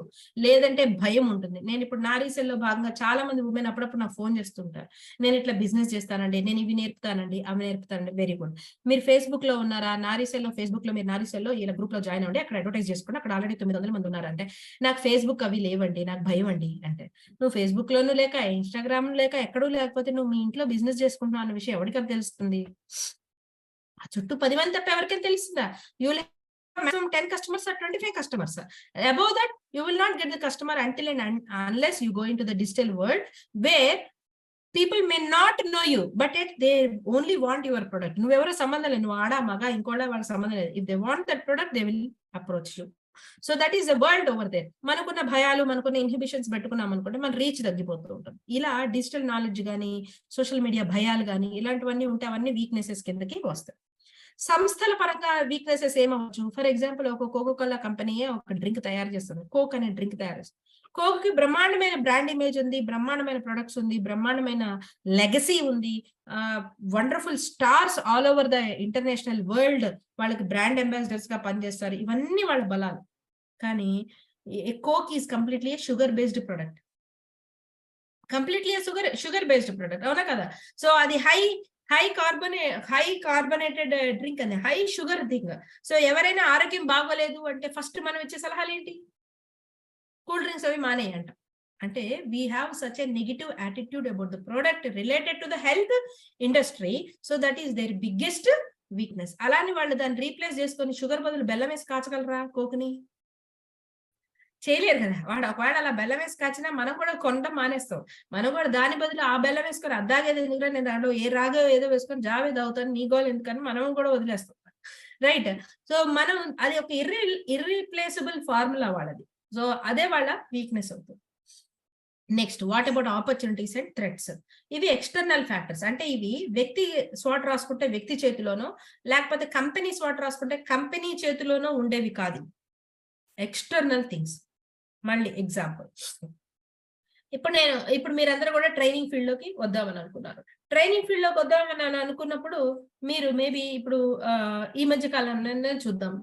చాలా మంది మొన్నటి వరకు సైకాలజీ చేసి ఎంఎస్సీ సైకాలజీ, డిస్టెన్స్ సైకాలజీ ఇవన్నీ చేసి కౌన్సిలర్స్ గా సైకాలజిస్టులుగా అవ్వాలనుకున్నారు. కానీ సడన్ గా ఇప్పుడు ఒక రూల్ ఏమొచ్చింది అంటే డిస్టెన్స్ లో ఎంఎస్సీ సైకాలజీ చేసిన వాళ్ళు సైకాలజిస్టులుగా అనడానికి లేదు. వాళ్ళు కౌన్సిలింగ్ ఇవ్వడానికి వాళ్ళు అర్హులు కాదు. అంటే థెరపీస్ రిలేటెడ్ ఇవి ఇవ్వడానికి వాళ్ళు అర్హులు కాదు. ఖచ్చితంగా వాళ్ళు ఆర్‌సీఏ లైసెన్స్డ్ ఎంఫిల్ ఉంటే మాత్రమే వాళ్ళు సైకాలజిస్ట్ గా పిలుచుకోగలుగుతారు అని చెప్పి ఒక కొత్త రూల్ అనేది వచ్చింది. మీరు అబ్జర్వ్ చేస్తే కొన్ని సంవత్సరాల క్రితం ఇగ్నో ద్వారా 2 years బీఈడీ చేసిన వాళ్ళు కూడా డిఎస్సి ఎగ్జామ్స్ అవి రాసుకోవడానికి వాళ్ళు అర్హులుగా ఉండేవారు. తర్వాత నిర్ణయం తీసుకున్నారు, ఇగ్నో ద్వారా డిస్టెన్స్ బీఈడీ చేసిన వాళ్ళు డిఎస్సికి అర్హులు గారు అని నెక్స్ట్ పెట్టేశారు. ఇప్పుడు అలా రూల్ మారిపోయింది అనుకోండి. రూల్ మారిపోతే ఏమైపోతుంది? నా ఎలిజిబిలిటీ గాని, నేను చేయాలనుకుంటున్న విషయాలు గాని, ఇప్పుడు నా ఎయిమ్ ఏదైనా అవ్వచ్చు. కానీ ఇలాంటి బయట రూల్స్ మారిపోయినప్పుడు ఏమవుతుంది?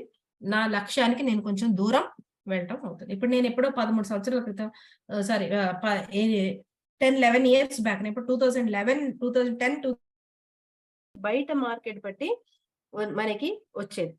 ఇప్పుడు ఫర్ ఎగ్జాంపుల్ మీలో ఉన్న వాళ్ళు ఎవరైనా సరే ఒకానొక మీ ఏరియాలో మీ అపార్ట్మెంట్ లో మీరు అబ్జర్వ్ చేశారు, మీరు ఒక 50 ఫ్లాట్స్ ఉన్న ఒక అపార్ట్మెంట్ లో మీరు ఉన్నారని అనుకుందాం. ఓకే, సో మీకు బాగా కుకింగ్ బాగా ఇంట్రెస్ట్, కుకింగ్ బాగా వచ్చు అని అనుకుందాం. పుష్పలత గారు ఉన్నారు, పుష్పలత గారి కుకింగ్ అంటే చాలా ఇంట్రెస్ట్, చాలా ప్యాషన్.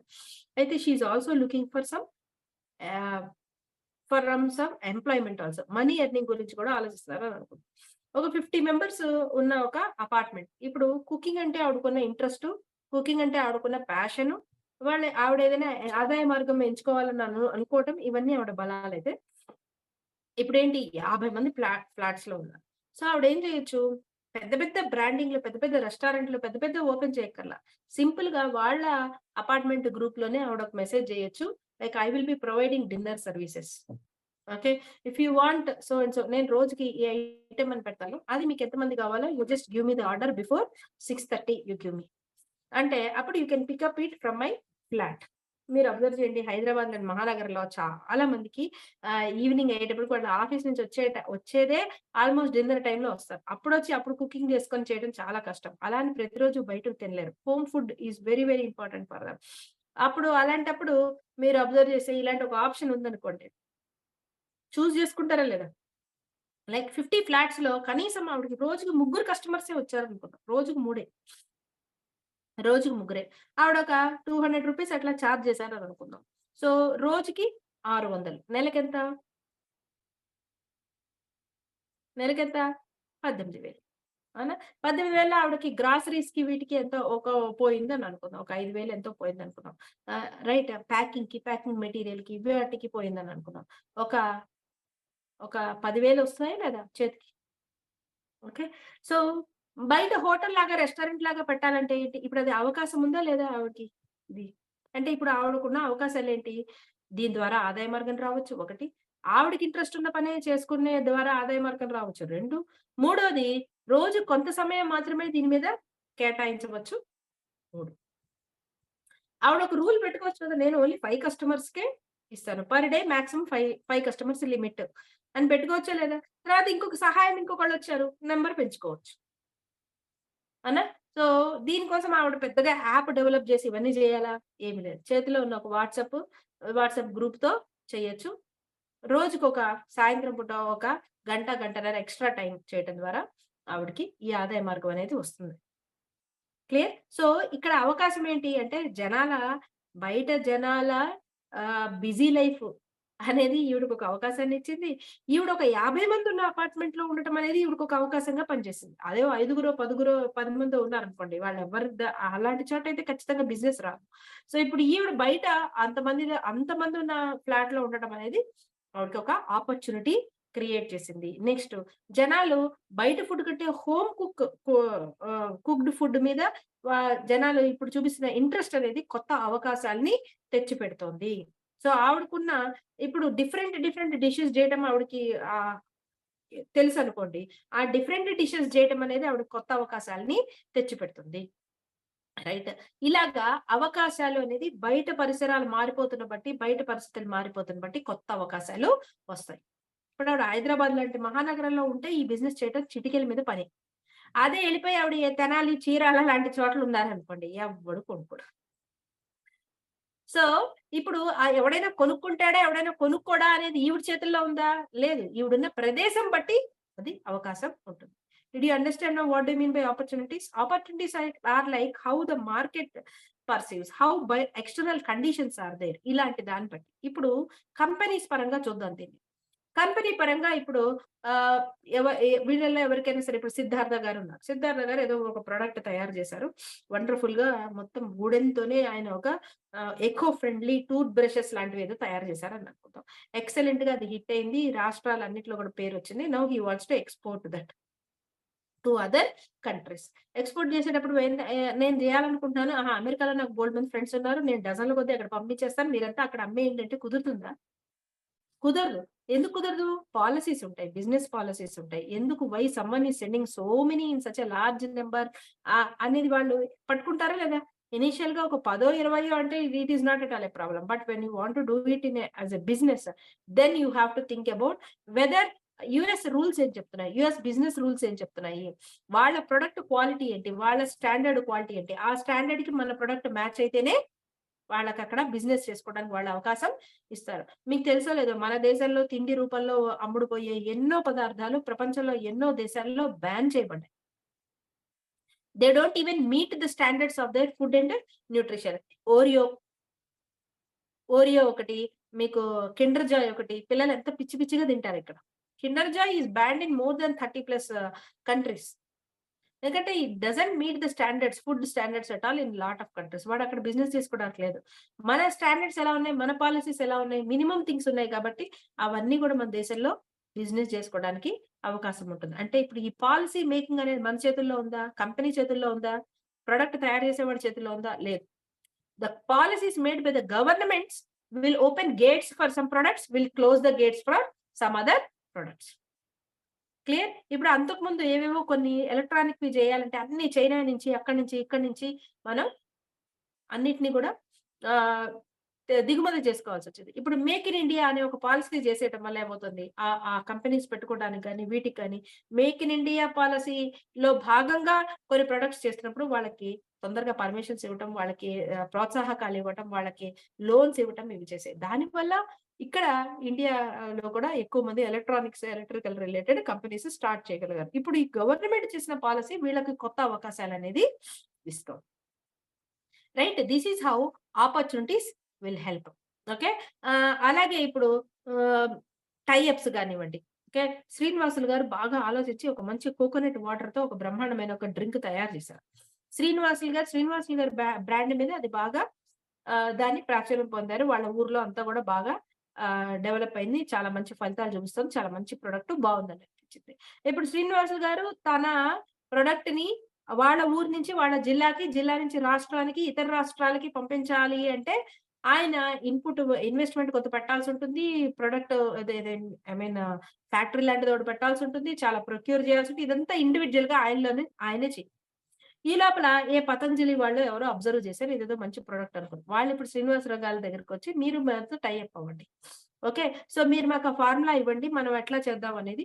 మీరు మా పతంజలి ఎలాగో ఇలా డిఫరెంట్ ప్రొడక్ట్స్ తయారు చేస్తుంది కాబట్టి మీకు మాస్ లో ప్రొక్యూర్మెంట్ లో కానివ్వండి, వీటిలో కానీ మేము హెల్ప్ చేస్తాము.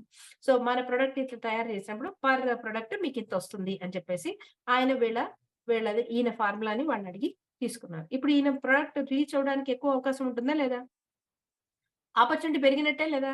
దట్ ఈస్ హౌ టైఅప్స్ కానివ్వండి, తెలిసి ఉన్న వాళ్ళు కానివ్వండి, రిసోర్సెస్ కానివ్వండి, మనీ పెట్టడానికి వచ్చే వాళ్ళు కానివ్వండి, ఇవన్నీ కూడా మనకి కొత్త ఆపర్చునిటీస్, కొత్త అవకాశాలని ఓపెన్ చేస్తుంది. ఇప్పుడు మీరందరూ ట్రైనర్స్ అవ్వాలంటే కూడా ట్రైనర్ అవ్వాలి అన్న కోరిక ఉంది, కానీ మాట్లాడాలంటే భయం. ఏం మాట్లాడాలో తెలియదు, ఎక్కడ మాట్లాడాలో తెలియదు, ఇక్కడ అవకాశాలు ఎక్కడ ఉంటాయో తెలియదు, అసలు ఎవరికి చెప్పాలో తెలియదు. ఇవన్నీ మీకు తెలియకపోవడం అనేది మీ వీక్నెస్ అయితే, ఆ వీక్నెస్ ఓవర్కమ్ చేయడానికి ఇంపాక్ట్ లాంటి ఫౌండేషన్ ఎదురొచ్చి మీకు మాట్లాడటం నేర్పించి, ఎలా మాట్లాడాలో చెప్పి, ఏం మాట్లాడాలో చెప్పి, ఎక్కడ మాట్లాడాలో కూడా చెప్పి ఇవన్నీ చెప్తుంది. అంటే this is also an opportunity. This opportunity will help you to overcome all your weaknesses. ఇవన్నీ ఆపర్చునిటీస్ కిందకి వస్తాయి. And last, threats or challenges. ఈ మార్గంలో వెళ్ళేటప్పుడు మనకు వచ్చే అవరోధాలు ఏంటి?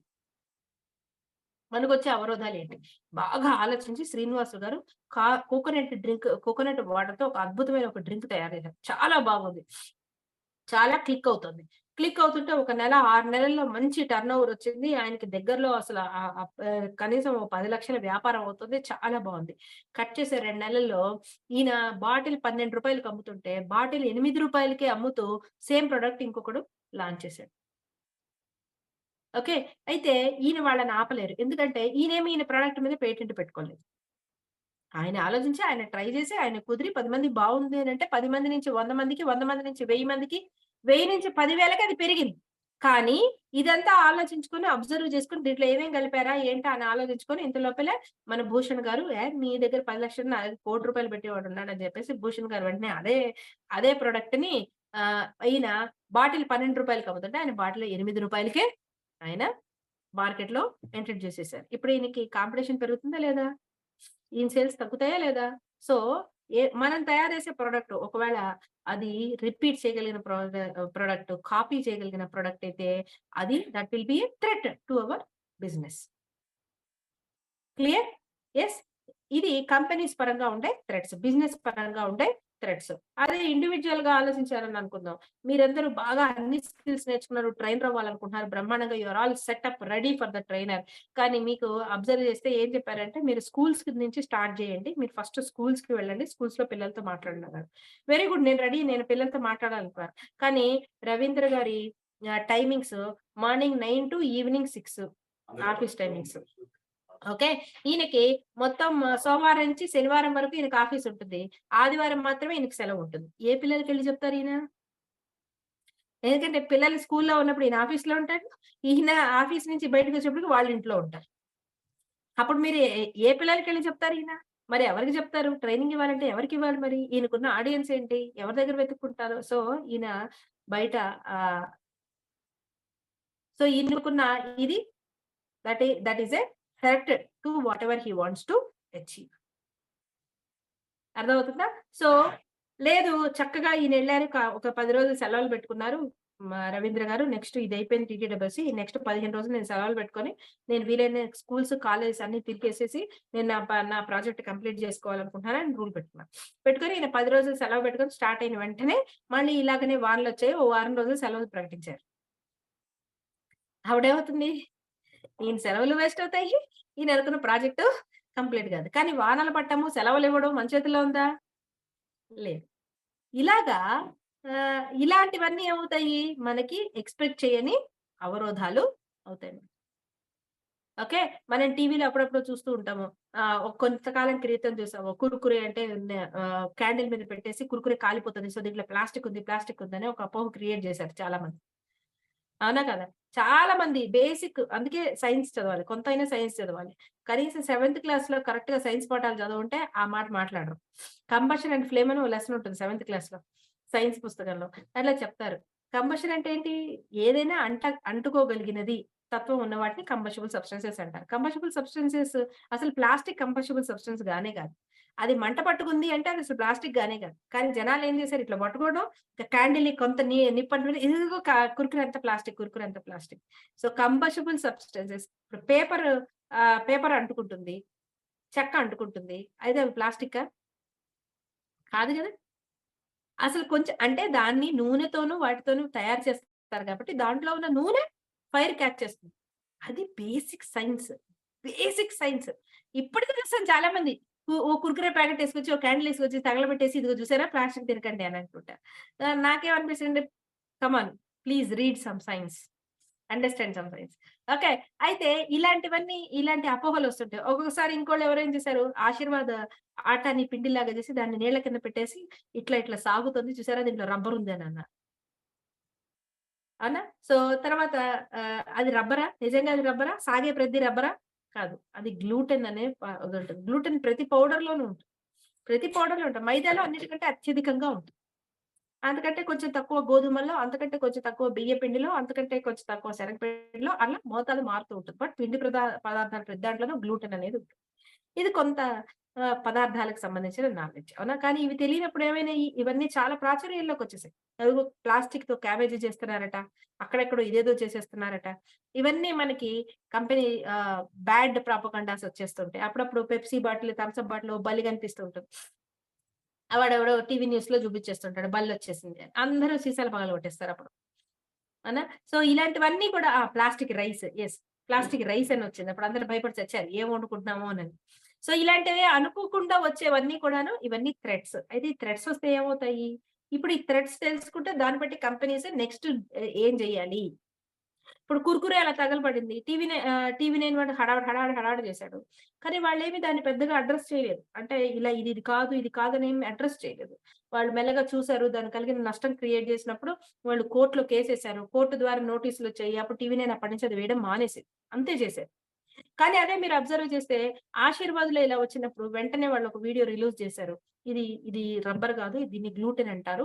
ఇది పిండి పదార్థానికి సంబంధించి ఉంటుంది అని చెప్పేసి వాళ్ళు వెంటనే ఒక వీడియో రిలీజ్ చేశారు. సో దానివల్ల ఆ ప్రాపగండా అనేది చాలా తొందరగా కట్ అయింది. నెస్లే, మ్యాగీ సంబంధించి కూడా అంతే. మ్యాగీ అందరూ తీసుకెళ్ళి గుంటల్లో డంప్ చేసేసి, అది చేసి, ఇది చేసినప్పుడు మ్యాగీ ఇంటర్నేషనల్ పర్సన్ ఏమన్నారు? ఏవేవైతే స్టాండర్డ్స్ ఉన్నాయో ఆ స్టాండర్డ్స్ ప్రకారంగా మేము తయారు చేసాం. If you don't want Maggi in your country, no problem. We will stop it. International నాకున్న మార్కెట్ లో 1% బిజినెస్ అంతే. I can build it anywhere. ఏం పర్వాలేదు అని చెప్పేసి వాళ్ళు చాలా స్ట్రాంగ్ గా దాన్ని ఫేస్ చేశారు. ఏం చేసాము? మళ్ళీ మనమే మానేసి కొద్ది నెలల తర్వాత మళ్ళీ మనమే తెచ్చుకున్నాం. ఎందుకంటే మ్యాగీ లేకుండా మన జీవితాలు మనం ఊహించలేం కాబట్టి. సో ఇది ఇప్పుడు వాళ్ళ ప్రొడక్ట్ ఇందాక అర్థమైందా? వాళ్ళ స్ట్రెంగ్త్ గురించి వాళ్ళకి తెలిసినప్పుడు, వాళ్ళ వీక్నెస్ గురించి వాళ్ళకి ఐడియా ఉన్నప్పుడు, వాళ్ళ ఆపర్చునిటీస్ గురించి వాళ్ళకి ఐడియా ఉన్నప్పుడు, ఈ థ్రెట్స్ ని వాళ్ళు ఎలా ఫేస్ చేయాలన్న దానికి ఒక్కొక్కడికి ఒక్కొక్క స్ట్రాటజీ అనేది ఉంటుంది. This is how SWOT analysis will help you to reach to your goal. Right. So ఇక్కడ ఇప్పుడు మ్యాగీ వాడే ఉన్నాడు అని అనుకుందాం. ఇండియాలో ఈ కాంబినేషన్ తో చేస్తున్నాడు. రేపొద్దున స్విట్జర్లాండ్ లోనే ఎక్కడో చేయాల్సి వచ్చినప్పుడు వాళ్ళ ప్రొడక్ట్ ఫుడ్ పాలసీ వేరుగా ఉంటుంది. అప్పుడు వాళ్ళ పర్సెంటేజ్, వాళ్ళ ప్రొడక్ట్, వాళ్ళ ఇంగ్రీడియంట్స్ ఖచ్చితంగా దాంట్లో మార్చి అక్కడ వేరే తయారు చేస్తారు. సో అక్కడ వాళ్ళ మ్యానుఫ్యాక్చరింగ్ యూనిట్స్ వేరుగా ఉంటాయి. అక్కడ వాళ్ళ even manufacture date, expiry date మనకి ఇక్కడ 6 నెలలు ఉండొచ్చు. ఇంకో కంట్రీలో 6 నెలల పాయింట్ లేదు. ఏదైనా సరే నెల రోజులే. ఫుడ్ అంటే నెల రోజులు మాత్రమే అన్న రూల్ ఉంటుంది. అప్పుడు వాళ్ళు ఏం చేయాలి? అంతా మారిపోతూ ఉంటుంది. చూడండి, మార్కెటింగ్ సిస్టమ్, ఈ ప్రొడక్ట్ సిస్టమ్ అంతా మారిపోతూ ఉంటుంది. ఇప్పుడు ఇలా టైం అయిపోయిన ప్రొడక్ట్స్ అన్నిటిని కూడా కంపెనీస్ మళ్ళీ వెనక్కి తీసుకొని మళ్ళీ అవి కలెక్ట్ చేసుకొని అవి డంప్ చేస్తాయి. చేయాల్సిన అది ఉంటుంది. వాళ్ళకి రీప్లేస్ చేస్తారు. ఆ మనీ రీప్లేస్ చేస్తారు వాళ్ళకి. ఇప్పుడు 6 నెలలు అంటే ఆ రీప్లేస్ చేయాల్సిన మనీ కానీ, అంటే ఆ రీప్లేస్ చేయాల్సిన అమౌంట్ కానీ, ప్రొడక్ట్ కానీ వేరే క్వాంటిటీలో ఉంటుంది. అదే మీకు నెల రోజులే అంటే డిఫరెంట్ ఉంది. దీన్నే షెల్ఫ్ లైఫ్ అంటారు. ఏ ప్రొడక్ట్ ఎంత కాలం షెల్ఫ్ లో పెట్టవచ్చు అనేది షెల్ఫ్ లైఫ్ అంటారు. చాలా మీరు బాగా ఆలోచించి ఆరోగ్యానికి చాలా మంచిది అనుకుని కోకోనట్ వాటర్ తో ఒక ప్రొడక్ట్ తయారు చేశారు. కానీ దాని షెల్ఫ్ లైఫ్ ఎంత ఉంటుంది? 24 అవర్సే ఉంటుంది. అదే మీకు కోక్ లాంటిదో మరో లాంటిదో డ్రింక్ అనుకోండి, దాని షెల్ఫ్ లైఫ్ ఎంత ఉంటుంది? 6 నెలలు 8 నెలల పైన ఉంటుంది. ఇప్పుడు దాన్ని బట్టి మీకు ఆదాయం దాని మీద ఎంత క్యాలిక్యులేట్ చేసుకోవాలని మారిపోతుంటుందా లేదా? దట్ ఈస్ హౌ ఇప్పుడు having less shelf life become a weakness for that product. Having more shelf life will become a strength to that product. ఇది SWOT అనాలిసిస్ అంటే. ఈ విధంగా ఈ 4 వేసుకోవటం వల్ల మనకేమవుతుందంటే we can understand. So strengths, కంపెనీస్కి వచ్చే వరకు స్ట్రెంగ్స్ ఏంటంటే ఆ ప్రొడక్ట్ యొక్క బలము, మార్కెట్ షేరు, వాళ్ళకి ఎంత మార్కెట్ లో రీచ్ ఉంది, వాళ్ళు ఎన్ని కంట్రీస్ లో ఉన్నారు, వాళ్ళు ఎంత కాలం నుంచి ఉన్నారు, వాళ్ళ ఎక్స్పర్టైజ్ ఏంటి, వాళ్ళదైన పేటెంట్ తాలూకు ఫార్ములా ఏంటి, ఇవన్నీ కూడా వాళ్ళ బలాలు ఉంటాయి. అలాగే వాళ్ళ ప్రొడక్ట్ లో కానీ, హ్యూమన్ బేస్డ్ రిలేషన్ కానీ, ఇప్పుడు స్విగ్గీ, జొమాటో లాంటి కంపెనీస్ ఉన్నాయి. వాటికి ఉన్న వీక్నెస్ ఏంటి? అవన్నీ కూడా మనుషుల డెలివరీ బాయ్స్ మీద బేస్ అయిన కంపెనీస్. మీరు అబ్జర్వ్ చేయండి. అప్పుడు ఒకసారి ఒక జొమాటో వాడు ఏదో మధ్యలో ఓపెన్ చేసి కొంచెం తిన్నాడు అన్న వెంటనే జొమాటో సేల్స్ ఎంతలా తగ్గిపోయినాయి. రైట్. సో అది ఎందుకంటే మనుషుల మీద బేస్ అయినా ఇది. మీరు ఇప్పుడు ఏ ఓలానో ఏదో బుక్ చేశారు, 2 సార్లు మీకు వాడు వెంటనే అక్కడ వరకు వస్తానని చెప్పి మీకు క్యాన్సిల్ చేశారు. వెంటనే కస్టమర్ మారిపోతారు. వెంటనే వాళ్ళు దానికి రేటింగ్ తక్కువ ఇచ్చేస్తారు. ఓలా కాకుండా ఇంకోటి ఏముంది రీప్లేసబుల్ అనేది వెంటనే ఆలోచించేస్తారు. సో ఇప్పుడు ఓలా స్థాపించిన వాడో ఎంత మంచివాడైనా, ఎంత గొప్పవాడైనా సరే, అక్కడ వాళ్ళు బుక్ చేసినప్పుడు ఉన్న డ్రైవర్ రెస్పాన్స్ ఎంత ఉంది అన్న దాన్ని బట్టి వాళ్ళ బిజినెస్ పెరుగుతుందో తగ్గుతుందో అనేది ఆధారపడుతుంది. ఆ మోడలే దానికి ఉన్న పెద్ద వీక్నెస్. మీకు అర్థమవుతుందా? నేను ఓలా 3 సంవత్సరాలు వాడి ఉండొచ్చు, కానీ 2 సార్లు నాకు తేడా కొట్టింది అనుకోండి, వెంటనే ఇంకో యాప్ కోసం చూసేస్తాను. సో ఇలా ఉంటుంది కస్టమర్ మైండ్ సెట్. సో ఆ సిస్టమే దానికి ఉన్న వీక్నెస్ హియర్. సో ఇది ఇప్పుడు అది వాళ్ళ వీక్నెస్ అని తెలుసుకున్నప్పుడు వాళ్ళు దానికి ఏం చేస్తారు? అందుకే కస్టమర్ కేర్ లాంటిది పెడతారు. మనం మాటికి క్యాన్సిల్ చేస్తున్నాము, లేదా చాలా కాలం మనం అక్కడి నుంచి బుక్ చేయలేదంటే వాడు మెసేజెస్ పెడుతూ ఉంటాడు. We miss you, we did not come to you, offer మీకు 10% ఆఫ్, 20% ఆఫ్, ఇవన్నీ ఇస్తుంటాడు. అవునా కదా? ఇప్పుడు స్విగ్గీ వాడు కూడా అలాగే చేస్తుంటాడు. మీరు చాలా రోజుల నుంచి ఆర్డర్ ఇవ్వలేదు అనుకోండి, మీకు సడన్ గా 20%, 30% ఆఫ్ ఇచ్చేస్తుంటాడు. సో నేను అదే పని చేస్తుంటాను. బయట ఫుడ్ ఇష్టం ఉండదు. సో చాలా రోజులు ఆర్డర్ ఇస్తూ ఉండము. ఎప్పుడో 2 నెలలకో 3 నెలలకో ఓపెన్ చేసి వాడు 50% ఆఫ్ అంటాడు. ఆ రోజు కావాల్సిందల్లా ఆర్డర్ పెట్టేసుకుంటా అయిపోతుంది. మళ్ళీ కామ్, మళ్ళీ 2 నెలలు 3 నెలలు కామ్ అయిపోతే వాడు మళ్ళీ వెల్కమ్ బ్యాక్ ఆఫర్ అని 50% ఇస్తాడు. వెరీ గుడ్, ఆ రోజు చేసుకుంటే మళ్ళీ calm. So that is how when I'm ordering very less from outside, వాడు ఇచ్చే ఈవెన్ నన్ను కస్టమర్ని మళ్ళీ వెనక్కి తెచ్చుకోవడం కోసం వాడు ఇచ్చే ఆఫర్స్ ని నేను ఇలా వాడుకుంటూ ఉంటాను. సో డిఫరెంట్ గా వాళ్ళ స్ట్రాటజీలు వాళ్ళవి, మన స్ట్రాటజీస్ మనకి. రైట్. సో ఇలా టెక్నికల్ గా బిల్డప్ చేయటము. ఇప్పుడు మీరు ఏ షాపింగ్ మాల్లోకి వెళ్ళండి, వాళ్ళందరూ మీ నెంబర్ అడుగుతారు. వాడు ఇక మీకు పంపిస్తూనే ఉంటాడు. ఏదో రోజు బియ్యం పెట్టుకున్నట్టు రోజు బట్టలు కొనుక్కుంటారని లెవెల్లో ఆ రిలయన్స్ ఫ్రెండ్స్ వాడు మీకు పంపిస్తూనే ఉంటాడు. టార్చర్ పెట్టి చంపుతాడు. 50% ఆఫ్, 30% ఆఫ్, 20% ఆఫ్. ఈ మధ్య వాడే మొదలు పెట్టాడు, మీరు ఒక బిల్ చేశారు అనుకోండి, మీకు మళ్ళీ కొన్ని వోచర్స్ ఇస్తాడు. ఆ వోచర్స్ 10 రోజుల తర్వాత మీకు 500 ఆఫ్ అంటాడు. మీరేం చేస్తారు, అప్పుడు వోచర్స్ ఉన్నాయి కాబట్టి మళ్ళీ ఇంకోసారి చూస్తారు, మళ్ళీ దానికి ఇంకో వోచర్స్ వస్తాయి, మళ్ళీ దానికోసం ఇంకోటికి వెళ్తారు. So he is repeating his customer again and again. మీరు మళ్ళీ ఇంకో చోట కొనాలనుకున్నా కూడా ఇంకో చోటకి వెళ్ళబుద్ది కదా, ఎలాగో వోచర్ ఉంది కదా అని మళ్ళీ ఇక్కడికి వెళ్తారు. So that is what he's strategies. Did you understand? So ఈ నిర్ణయాలు తీసుకోవడం వాళ్ళు దేని మీద ఆధారపడింది, వాళ్ళ స్వాట్ మీద ఆధారపడి ఉంటుంది. ఎందుకంటే అక్కడ ఉన్న థ్రెట్ ఏంటి, క్లోతింగ్ ఇండస్ట్రీలో ఉండే థ్రెట్ ఏంటి, ఇంత ఆన్లైన్ పెరిగిపోయింది, ఇన్ని నెంబర్ ఆఫ్ బ్రాండ్స్ వచ్చేసాయి, ఇన్ని నెంబర్ ఆఫ్ ఆప్షన్స్ ఉన్నాయి. How will you bring your customer back? ఆ థ్రెట్ ని వాళ్ళు ఎలా అడ్రస్ చేస్తున్నారు? Giving all these coupons and coming up with these different ideas.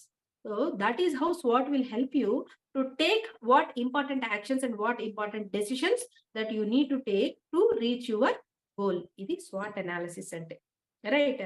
So ఇది మీరు పర్సనల్ గా వేసుకోవాలనుకుంటే కూడా మీ గోల్ ఒకటి పట్టుకొని మీరు తీసుకోవచ్చు. మీలో ఎవరైనా బాగా ఇంగ్లీష్ లెక్చరర్ ఉన్నారు, లేకపోతే ఇంగ్లీష్ బాగా వచ్చిన వాళ్ళు ఉన్నారు, ఇప్పుడు మీరు ఆన్లైన్ టీచింగ్ స్టార్ట్ చేయాలని అనుకున్నారు. ఇప్పుడు మీరు SWOT వేసుకోవాలి.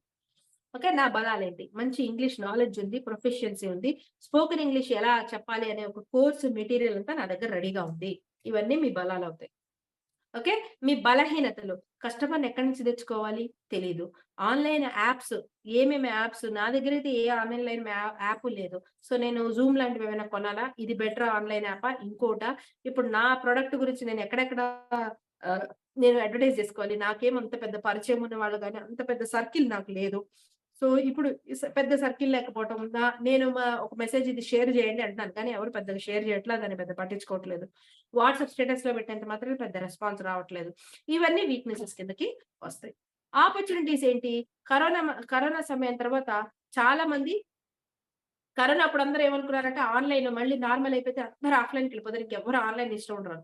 అప్పుడు మేము టీచర్స్ ఒక ప్రైవేట్ టీచర్స్ ట్రైనింగ్ ప్రోగ్రామ్ అని పెట్టాం కరోనా టైంలో. ప్రైవేట్ టీచర్స్ కోసం ఒక ఈ ఈపీఎస్ యంగ్ మైండ్స్ లాగా టీచర్స్ కోసం ట్రైనింగ్ ప్రోగ్రామ్ పెట్టాను. నేను అప్పుడే చెప్పాను, కరోనా పోతుంది కానీ ఈ ఆన్లైన్ టీచింగ్ మెథడ్ మాత్రం ఇలానే కంటిన్యూ అవుతుంది. డెఫినెట్ గా all of you be prepared for this technical platforms. మీరు ఈ ప్లాట్ఫామ్స్ అనేది వదులుకోవద్దు, ఇది మీకు కంటిన్యూస్ గా ఆదాయ మార్గాలు ఇస్తూనే ఉంటుంది. Children will definitely opt for online classes even after corona, because that will save their time, traveling time, ఈ టైం అంతా సేవ్ చేస్తుంది వాళ్ళకి. సో చిల్డ్రన్ ప్యారలల్ గా చాలా నేర్చుకోవడానికి వాటికి ఉపయోగపడుతుంది. సో మీరు ఈ కరోనా అయిపోయాక అమ్మయ్య స్కూల్ తెరిస్తే మళ్ళీ మా ప్రాణాలు నార్మల్ అయిపోతాయని అనుకోవద్దు. Be prepared, be technically good అని ఆ రోజు చెప్పారు. That is what really happening now also. చూడండి, చాలా మంది ఇప్పుడు ఈ మామూలు ట్యూషన్స్ ఉన్నా కూడా చాలా మంది ఆన్లైన్ కే ప్రిఫర్ చేస్తున్నారు, ఎందుకంటే టైం సేవ్ అవుతుంది. ఈ వానలు ఇలాంటివి ఏమున్నా సరే ఈ గోల్ లేదు, వాళ్ళ క్లాసెస్ ఇంటరప్ట్ కావు. అండ్ ఎట్ ఏ టైం చాలా మందికి చెప్పుకోవచ్చు. టీచర్స్ కూడా అదే ఆప్ట్ చేస్తున్నారు కదా. అంతకుముందు ట్యూషన్స్ అంటే లోకల్ పీపుల్ వాళ్ళకి మాత్రమే అవైలబుల్. ఇప్పుడు ఎవరు ఎక్కడ, మీలో అసలు ఎవరెవరు ఏ ఊళ్ళో ఉన్నారో కూడా నాకు తెలియదు. అయినా నేను మీతో క్లాస్ చెప్తున్నానా లేదా, I don't know. Many of you may be near to me, may be very far to me, or maybe completely into a different city. ఏమీ తెలియదు, but nothing is stopping us. Right? We all are connected through this one. So ఇవన్నీ ఇప్పుడు ఈ corona టైంలో ఈ technical things అనేది introduce అవ్వడం అనేది ఒక పెద్ద ఆపర్చునిటీ, రైట్? సో ఇలాంటివన్నీ కూడా మనకి మారిపోతున్న పరిస్థితులను బట్టి మనకి ఇవన్నీ కూడా ఉపయోగపడతాయి. సో ఆన్లైన్ లో ప్లాట్ఫామ్స్ రావడం, ఇవన్నీ ఆపర్చునిటీస్. థ్రెట్స్ ఏంటి?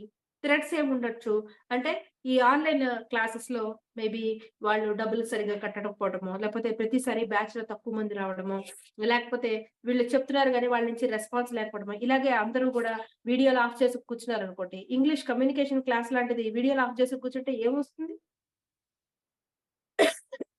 ఏం రాదు కదా. ఖచ్చితంగా ప్రతి వాళ్ళు దాంట్లో ఇన్వాల్వ్ అవ్వాలి. అంటే వర్క్ షీట్స్ లాంటివి అలాంటివి చేస్తూ ఉంటే వాళ్ళు రెస్పాన్స్ ఇవ్వాల్సి ఉంటుంది. ఇవన్నీ వాళ్ళు చేయట్లేదు అనుకోండి, లెర్నింగ్ అనేది సరిగ్గా ఉండదు. సో అదే మనిషి ఎదురుకుండా కూర్చున్నప్పుడు వాళ్ళని బతిమాడో, బాలమాడో, భయపెట్టో ఏదో చేసి వాళ్ళ నుంచి మనం రెస్పాన్స్ అనేది తీసుకురావచ్చు. కానీ ఆన్లైన్ దాంట్లో లిమిటెడ్ గా ఉంటుంది. కంట్రోల్ ఓవర్ స్టూడెంట్ అనేది చాలా లిమిటెడ్ గా ఉంటుంది. Until and unless other person also is equally motivated, ఇక్కడ లెర్నింగ్ అనేది రెగ్యులర్ బేసిస్ లో జరగదు. ఇది biggest threat for online, right? So ఇవి థ్రెట్. మరి ఈ థ్రెట్ ని ఎలా ఓవర్కమ్ చేస్తారు అనేది వాళ్ళు ఆలోచించుకోవాల్సి ఉంటుంది. ఫస్ట్ ఈ స్వాట్ లో ఇలా అన్ని వేసుకున్నప్పుడు ఆ తర్వాత నిర్ణయాలు తీసుకోవడం అనేది జరుగుతుంది.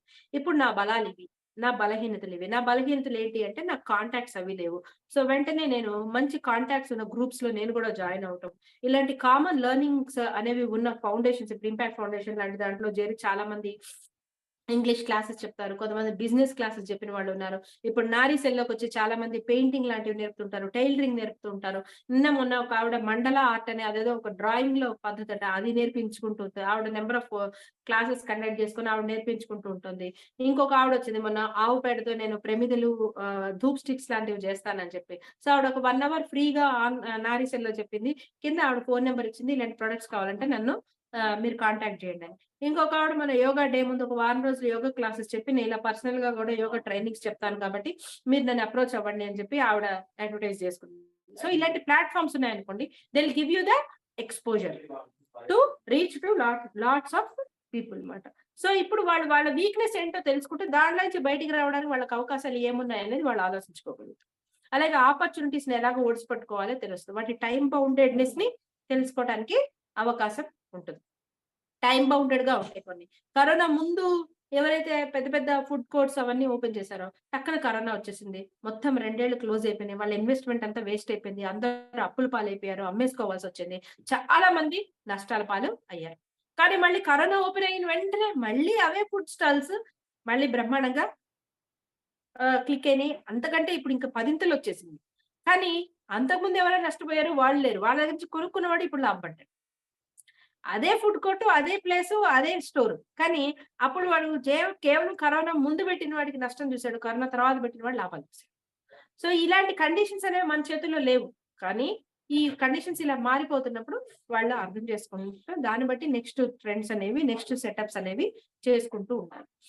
ఇలా ఇండివిజువల్ పర్సన్ అయినా సరే ఇండివిజువల్ గా బిజినెస్ చేయాలని నేను అనుకుంటాను. ఇండివిజువల్ బిజినెస్ స్టార్ట్ చేసాక ఇనీషియల్ గా 10 కస్టమర్స్ 20 కస్టమర్స్ వచ్చినప్పుడు బాగానే ఉంటుంది. కానీ సడన్ గా 50 మంది 100 మంది వచ్చినప్పుడు టైం అనేది ఒక పెద్ద ప్రాబ్లం అయిపోతుందా లేదా? రైట్. సో ఇప్పుడు మీలో ఎవరో పావని గారు ఉన్నారు, ఆవిడంతా బీడ్స్ తో మంచిగా గొలుసులు అవి తయారు చేయడం వచ్చు. 2, 3 చేశారు, వాట్సాప్ స్టేటస్ లో పెట్టుకున్నారు, అందరూ బాగుంది, నాకు కూడా ఇవ్వు, నాకు కూడా ఇవ్వని ఇచ్చారు.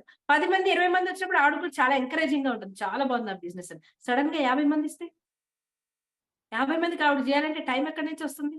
అలాగే ఆ పని ఎవరికి నేర్పుతారు? ఇంకొకళ్ళకి నేర్పితే ఎవరు నమ్మకంగా ఆ పని నేర్చుకుంటారు? వాళ్ళు ఈవిడంతా ఆర్టిస్టిక్ గా అది చేయగలుగుతారా లేదా? ఇవన్నీ ఆవిడకి థ్రెట్స్ అవుతాయి. ఆ థ్రెట్స్ ని ఆవిడ అడ్రస్ చేయాల్సి ఉంటుంది. రైట్. ఆ థ్రెట్స్ ని అడ్రస్ చేయడానికి ఆవిడ కొన్ని డెసిషన్స్ తీసుకోవాల్సి ఉంటుంది. ఏంటి అంటే ఒక మెటీరియల్ కూడా నేను ఎట్లా కాదు, మెటీరియల్ కి ఇంకొకళ్ళు తెస్తారు. ఇంకోటి నేను కొన్ని డిజైన్స్ ఎట్లా అనేవి ఒక స్టాండర్డ్ డిజైన్స్ కొన్ని రెడీ చేసి పెట్టుకుని 2-3కి ఆ విషయంలో ట్రైనింగ్ ఇస్తారు. వాళ్ళు రోజు పొద్దున్నే వస్తారు నా దగ్గర, ఒక 2-3 అవర్స్ ఉంటారు. నేను చెప్పిన విధంగా వాళ్ళు దాన్ని తయారు చేస్తారు. పర్ పీస్ వాళ్ళకి ఎంత ఇస్తాను, నేను ఎందుకు అమ్ముకుంటాను. ఇలా బిల్డప్ చేసుకోవచ్చా లేదా? So that is one way she is overcoming her threats. ఇలాగా మనం స్పాట్ వేసుకున్నప్పుడు దాని బేసిస్ మీద మనం కావాల్సిన డెసిషన్ మేకింగ్, కావాల్సిన యాక్షన్ ప్లాన్, కావాల్సిన విధానాలన్నీ కూడా మనం తీసుకోవడానికి అవకాశం ఉంటుంది వెన్ వీఆర్ రైటింగ్ ద స్వాట్. ఇందులో మనం భయపడాల్సిన అవసరం లేదు. రాసుకునేటప్పుడు చాలా ఎక్కువ వీక్నెసెస్ వచ్చేస్తున్నాయి, చాలా ఎక్కువ థ్రెడ్స్ వచ్చేస్తున్నాయని మనం కంగారు పడక్కర్లేదు. రాసేటప్పుడు ఎంత వివరంగా ఉంటే అంత మంచిది. ఇందాక చెప్పాను బెస్ట్ ఎగ్జాంపుల్ బ్లడ్ రిపోర్ట్. మీ బ్లడ్ రిపోర్ట్ లో ఎంత వివరంగా మీకు రిపోర్ట్ ఉంటే అంత మంచిదే. దాన్ని బట్టి మనం నెక్స్ట్ డెసిషన్స్ అనేవి తీసుకుంటాం. ఇది రాసుకునేటప్పుడు మనం మొహమాట పడకుండా, భయపడకుండా జాగ్రత్తగా మనం రాసుకోవచ్చు. ఇంకొకరితో డిస్కస్ చేయొచ్చు. అదే ఫీల్డ్ లో ఉన్న వాళ్ళ ఎవరితో డిస్కస్ చేయడం ద్వారా మనం అనుకుంటున్న భయాలు అసలు భయాలు అవునో కాదు, మనం అనుకుంటున్న బలహీనతలు అసలు బలహీనతలు అవునో కాదో మనకి తెలుస్తుంది. డిస్కస్ చేయడం వల్ల కొన్ని మార్పులు మారే అవకాశం ఉంటుంది సీనియర్స్ తో కానీ అదే ఫీల్డ్ లో ఉన్నవాడు. ఇప్పుడు ఇందాక చెప్పాను ఉద్యోగం మారాలన్నా కూడా మీరు స్వాట్ వేసుకోవచ్చు. ఇన్ఫోసిస్ లో ఉన్న పర్సన్ ఏదో ఇంకో టెక్ మహీంద్రాలోకి వెళ్ళాలని అనుకున్నారు. ఇన్ఫోసిస్ లో ఉంటున్నప్పుడు ఆయన ఏమంటే నాకు వర్క్ ఫ్రమ్ హోమ్ ఆప్షన్స్ బాగున్నాయి, ఇక్కడ మెడికల్ పాలసీస్ అవి బాగున్నాయి, టెక్ మహీంద్రాలో అలా ఉన్నాయో లేదో, అక్కడ మెడికల్ పాలసీస్ నాకు ఇబ్బంది కలగచ్చు, నాకు డిపెండెన్స్ ఇట్లా ఉన్నారు అనేది ఆయన ఒక థ్రెడ్స్ లోనే రాసుకున్నారు అన్నారు. ఇప్పుడు ఇంకొకరితో డిస్కస్ చేసి తెలుస్తుంది అక్కడ కూడా, లేదు ఇక్కడ మెడికల్ పాలసీ ఇలా ఉంటుంది ఇట్లా ఉంటుంది అంటే then that may be a better actually that may give more opportunity rather than a threat, giving good information. So ఇలాగా మనం రాసుకున్నప్పుడు ఇంకొంత డిస్కస్ చేసినప్పుడు ఇంకొంచెం క్లారిటీ వస్తుంది. లాస్ట్ బట్ నాట్ లీస్ట్ రాసుకునేటప్పుడు కూడా పద్ధతి ఉండాలి. స్ట్రెంగ్స్ వల్ల మనకు వచ్చే ఆపర్చునిటీస్, వీక్నెస్ ద్వారా మనకు వచ్చే థ్రెట్స్, ఇలా రాసుకోవడం ఒక పద్ధతి. అంటే స్ట్రెంగ్స్, ఆపర్చునిటీస్, వీక్నెసెస్, థ్రెట్స్ రాసుకోవడం ఒక పద్ధతి. ఇంకో పద్ధతి స్ట్రెంగ్స్ వీక్నెసెస్ రాసుకొని తర్వాత ఆపర్చునిటీస్ థ్రెట్స్ రాసుకోవడం ఒక పద్ధతి. అంటే ఇంటర్నల్ ఫ్యాక్టర్స్ ఒకసారి, ఎక్స్టర్నల్ ఫ్యాక్టర్స్ ఒకసారి రాసుకోవడం ఒక పద్ధతి. స్ట్రెంగ్స్, ఆపర్చునిటీస్, వీక్నెసెస్, థ్రెట్స్ రాసుకోవడం ఒక పద్ధతి. ఈ 2 పద్ధతుల్లో ఏదో ఒక పద్ధతి మనం పాటించాల్సి ఉంటుంది స్వాట్ రాసుకునేటప్పుడు. అంతే తప్ప ఒక స్ట్రెంగ్త్, ఒక థ్రెట్, ఒక వీక్నెస్, ఒక ఇలా ఇలా రాసుకోవడం వల్ల ఎక్కువ కన్ఫ్యూజ్ అయ్యే అవకాశం ఉంటుంది. కాబట్టి ఈ 2 పద్ధతుల్లో ఏదో ఒకటి రాసుకోవాలి. ఇది మనం తీసుకోవాల్సిన జాగ్రత్త.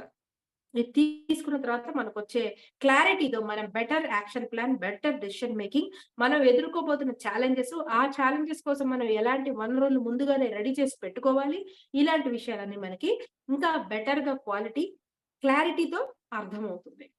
అలా కాకుండా మనం రాసినప్పుడు మన బలాలతో సంబంధం లేకుండా ఉన్నాయి మన ఆపర్చునిటీస్, మన బలహీనతలు మనం ఓవర్కమ్ అవటం, లేకపోతే థ్రెట్స్ అనేవి మన కెపాసిటీస్ కంటే చాలా ఎక్కువగా ఉన్నాయి, లేదంటే ఇప్పటి పరిస్థితుల్లో మనం ఈ థ్రెట్స్ ని ఓవర్కమ్ అయ్యే అవకాశం లేదు అన్నప్పుడు ఈ డెసిషన్ ని ఇంకొంతకాలం తర్వాత తీసుకోవాలి అనే కొన్ని విషయాలు కూడా మనకి అర్థమయ్యే అవకాశం ఉంటుంది. ఇప్పుడు కొంతమంది నా దగ్గరికి ఉమెన్ వస్తూ ఉంటారు, నాకు అదొచ్చండి, ఇది వచ్చండి, కానీ ఏం చేయాలన్నా నాకు ఇంకా ఇంట్లో చిన్నపిల్లలండి, ఇంకా 2 ఏళ్ళేనండి మా అమ్మాయికి, ఇప్పుడు నేను ఏం చేయాలన్నా నేను బయటికి వెళ్ళలేనండి అంట. సో వాళ్ళ స్ట్రెంగ్స్ ఉన్నాయి, వాళ్ళకి స్ట్రెంగ్స్ ఉన్నాయి, వాళ్ళకి ఆపర్చునిటీస్ ఉన్నాయి, బయట మార్కెట్ వాళ్ళకి ఆపర్చునిటీస్ అన్ని వస్తున్నాయి. కానీ వాళ్ళకి ఇప్పుడు కొన్ని రెస్పాన్సిబిలిటీస్ అనేవి ఉన్నాయి. ఆ రెస్పాన్సిబిలిటీస్ కి వాళ్ళ రీప్లేస్మెంట్ ఇప్పుడే దొరకకపోవచ్చు. అలాంటప్పుడు వాళ్ళు ఇదే వర్క్ ని ఇంకొంతకాలం అయ్యాక, కొంచెం వాళ్ళు కాస్త ఫ్రీ అయ్యాక, వాళ్ళ టైం వాళ్ళకి వచ్చాక సేమ్ థింగ్స్ వాళ్ళు ఉపయోగించుకోవడానికి అవకాశం అనేది ఉంటుంది. Okay, so that is how sometimes you may need to reschedule your decision. Sometimes you may need to quickly take up the decisions. Quick గా ముందుగా తీసేసుకోవాల్సి ఉంటుంది, ఒకసారి లేట్ చేసే అవకాశం ఉంటుంది. ఇలాంటివన్నిటి పైన కూడా మనకి time related, actions related, decision related అన్నిటి పట్ల మనకి ఒక మంచి క్లారిటీ అనేది వస్తుంది. Right? So this is all about స్వాట్ analysis. Hope this is useful to you. నేను మీ మెంటర్స్ ద్వారా మీకు ఎగ్జాంపుల్స్ పంపిస్తాను. 2 examples related to organisations, 2 examples related to personal స్వాట్ పంపిస్తాను. మీరు అది అనలైజ్ చేసుకోండి. ఇప్పుడు చెప్పిన దాని మీద ఆధారితంగా మీరు అది చదివారంటే మీకు కంప్లీట్ క్లారిటీ అనేది వస్తుంది. ఇది మీరు రేపొద్దున సెషన్స్ ఇచ్చేటప్పుడు ఎంప్లాయీస్ కి వాడచ్చు, స్టూడెంట్స్ కి వాడచ్చు, మీకోసం మీరు వేసుకోవచ్చు, ఫీల్డ్ మారాలనుకునే వాళ్ళకి వేసుకోవచ్చు, ప్యారలల్ ఆదాయ మార్గం చూస్తున్న వాళ్ళకి వేసుకోవచ్చు, ఉద్యోగం మారాలనుకున్న వాళ్ళకి చూసుకోవచ్చు, ప్రమోషన్ కోసం ఆశిస్తున్న వాళ్ళు వాడుకోవచ్చు. ఇలా ఎవరైనా సరే ఈ స్వాట్ అనేది మీరు వాళ్ళు వేయడంలో, వాళ్ళ స్వాట్ వాళ్ళు వేసుకోవడంలో మీరు సహాయం చేయగలుగుతారు. స్వాట్ అనేది ఒకళ్ళు ఇంకోళ్ళకి వేసేది కాదు. మీ బ్లడ్ ఇచ్చి వాడి రిపోర్ట్ తేలేరా, వాడి బ్లడ్ తోనే వాడి రిపోర్ట్ రాస్తాం మనం. Okay, so always swat should be written by themselves. ఎప్పుడైనా సరే వాళ్ళే రాసుకోవాలి. మనం జస్ట్ వాళ్ళకి క్లారిటీ ఇస్తాం, స్ట్రెంగ్స్ కిందకి ఇవి వస్తాయి, థ్రెట్స్ కిందకి ఇవి వస్తాయి, ఆపర్చునిటీస్ కిందకి ఇవి వస్తాయి అనే క్లారిటీ మాత్రం ఇవ్వగలమే తప్ప ఒకరి స్వాట్ మనం రాయలేము. మన స్వాట్ కూడా ఇంకెవరు రాయలేరు. మన స్వాట్ మనమే రాసుకోవాలి. Thank you very much.